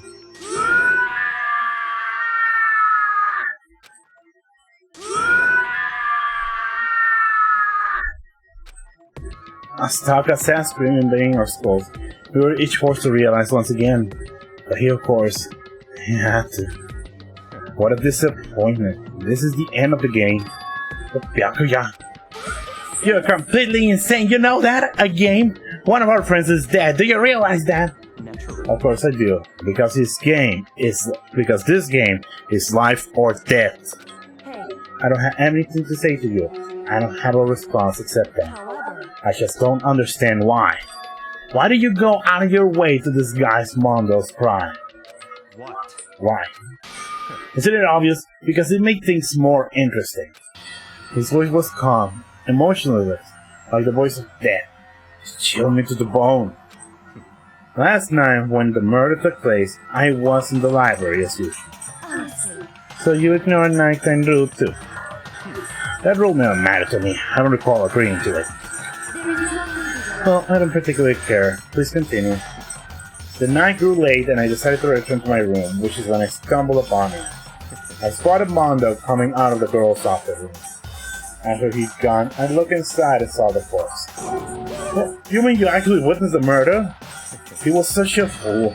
He didn't have the slightest idea that I see them. So you're saying you knew who the culprit was from the very beginning? Indeed. But as I've been at the end of it, how boring would it have been? I mean, what a waste of time to have the answer revealed right at the beginning. Which is why I decided to lend a little helping hand. I thought it would liven up things. You did all that to lighten things up! So after hearing what Genocide Gyakon thought, so you decided to use that to create the fake murder scene? But damn man, if we hadn't figured it out, who really done it, it would have been dead too, right? Well, obviously I would have revealed the truth before it reached that point. Of course. The actor turned and looked at me in the eyes. I could have used sharp signs piercing on me. Thanks to a certain remarkable someone, it never did, and I was able to perform an interesting experiment. Once I do decide to become blackened, I know who I'll have to watch out for. So that was your reason. Are you satisfied? Yes. We're done listening to your story.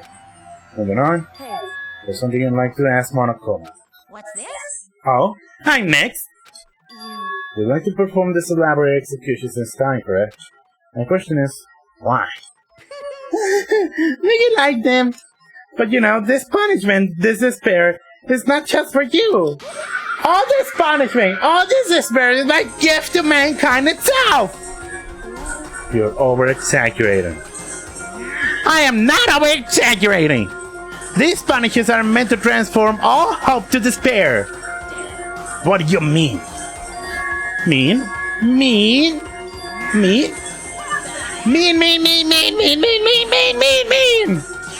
God, Grave, I don't understand why you have to pick apart every stupid little thing! Whatever it doesn't matter. In the end, I'm going to stand alone as the victor, and then everything will be revealed to me. Ah, the noble son of a noble family. Surely you understand me. I think this is the start of a terrifying friendship. Shut up. I will never stoop to the level of a childish criminal like you. Let me just say this. After I had achieved complete victory, you're up next. I'm going to find you and kill you. Understand? In the name of the Togami family, for which victory is a foregone conclusion. Oh, so cool. It's like you're the main character of a video game or something. No trash mod for you. I swear, whatever it takes, I will kill you. Ooh, temper. Sounds like someone's need a nap.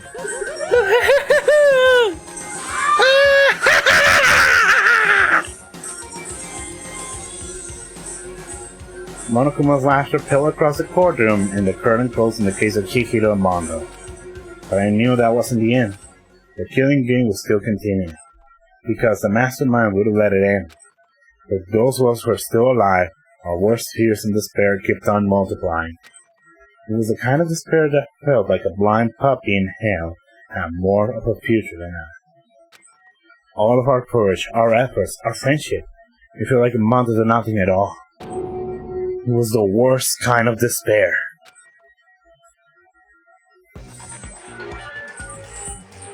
Well, anyway, like I was saying, this is a pretty good spot. Yeah, a really good spot. Anyway, isn't it amazing how that girl went and killed someone before things even had a chance to get boring? Once things really get moving, it'll be like a roller coaster. There won't be any stopping it. Fear and despair charge forward at a speed nothing can hope to match. But I must admit, I'm disappointed. I went to all the pain and effort of making you part of the group, and you couldn't play your part. You do remember you were supposed to make the first move, right? Well, no biggie. Nothing we can do about it now. So just do your best to make things more exciting from now on, okay? After all, that's what everyone wants to see. There's one thing I'd like to ask you. As long as you don't want to know my measurements, fire away. Who is it? The 16th high school student, I mean. My, you really took me by surprise there. I know I said you could ask anything, but super denied, ultra denied, demonic denied. Because you see, that's my ace in the hole. And nobody be dumb enough to reveal that, right? No matter how close they were to their friends.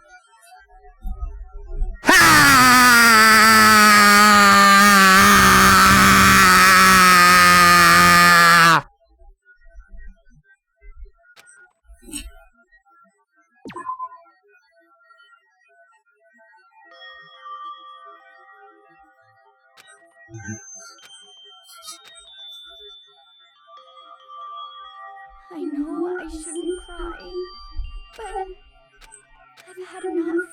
I can't take it anymore. Getting out of here anytime soon. It's impossible.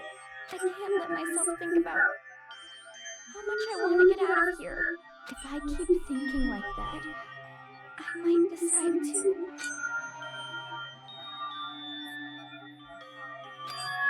Donuts. Can you please some donuts? That'll cheer me up. Please donuts. Donuts. Not whole, not started. Oh god of donuts, I pray for a wonderful encounter. Okay. Let's begin for the rest of the nighttime, girls. Right now for me, donuts are absolutely necessary. Huh? What's that sound? Sounds like it's coming from the bathhouse? It's super scared, but... Is someone there?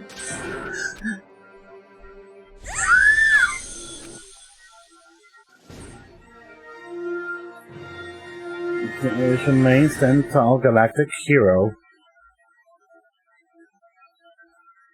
More after the conclusion of the second class trial.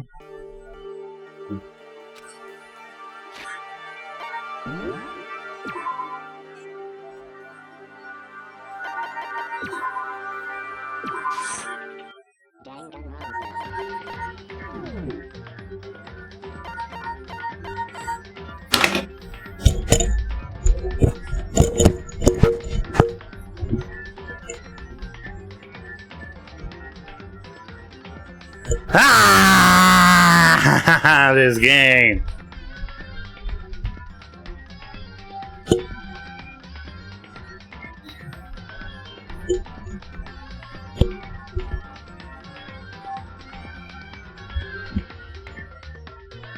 I think I need to go now. I need to finish this now, because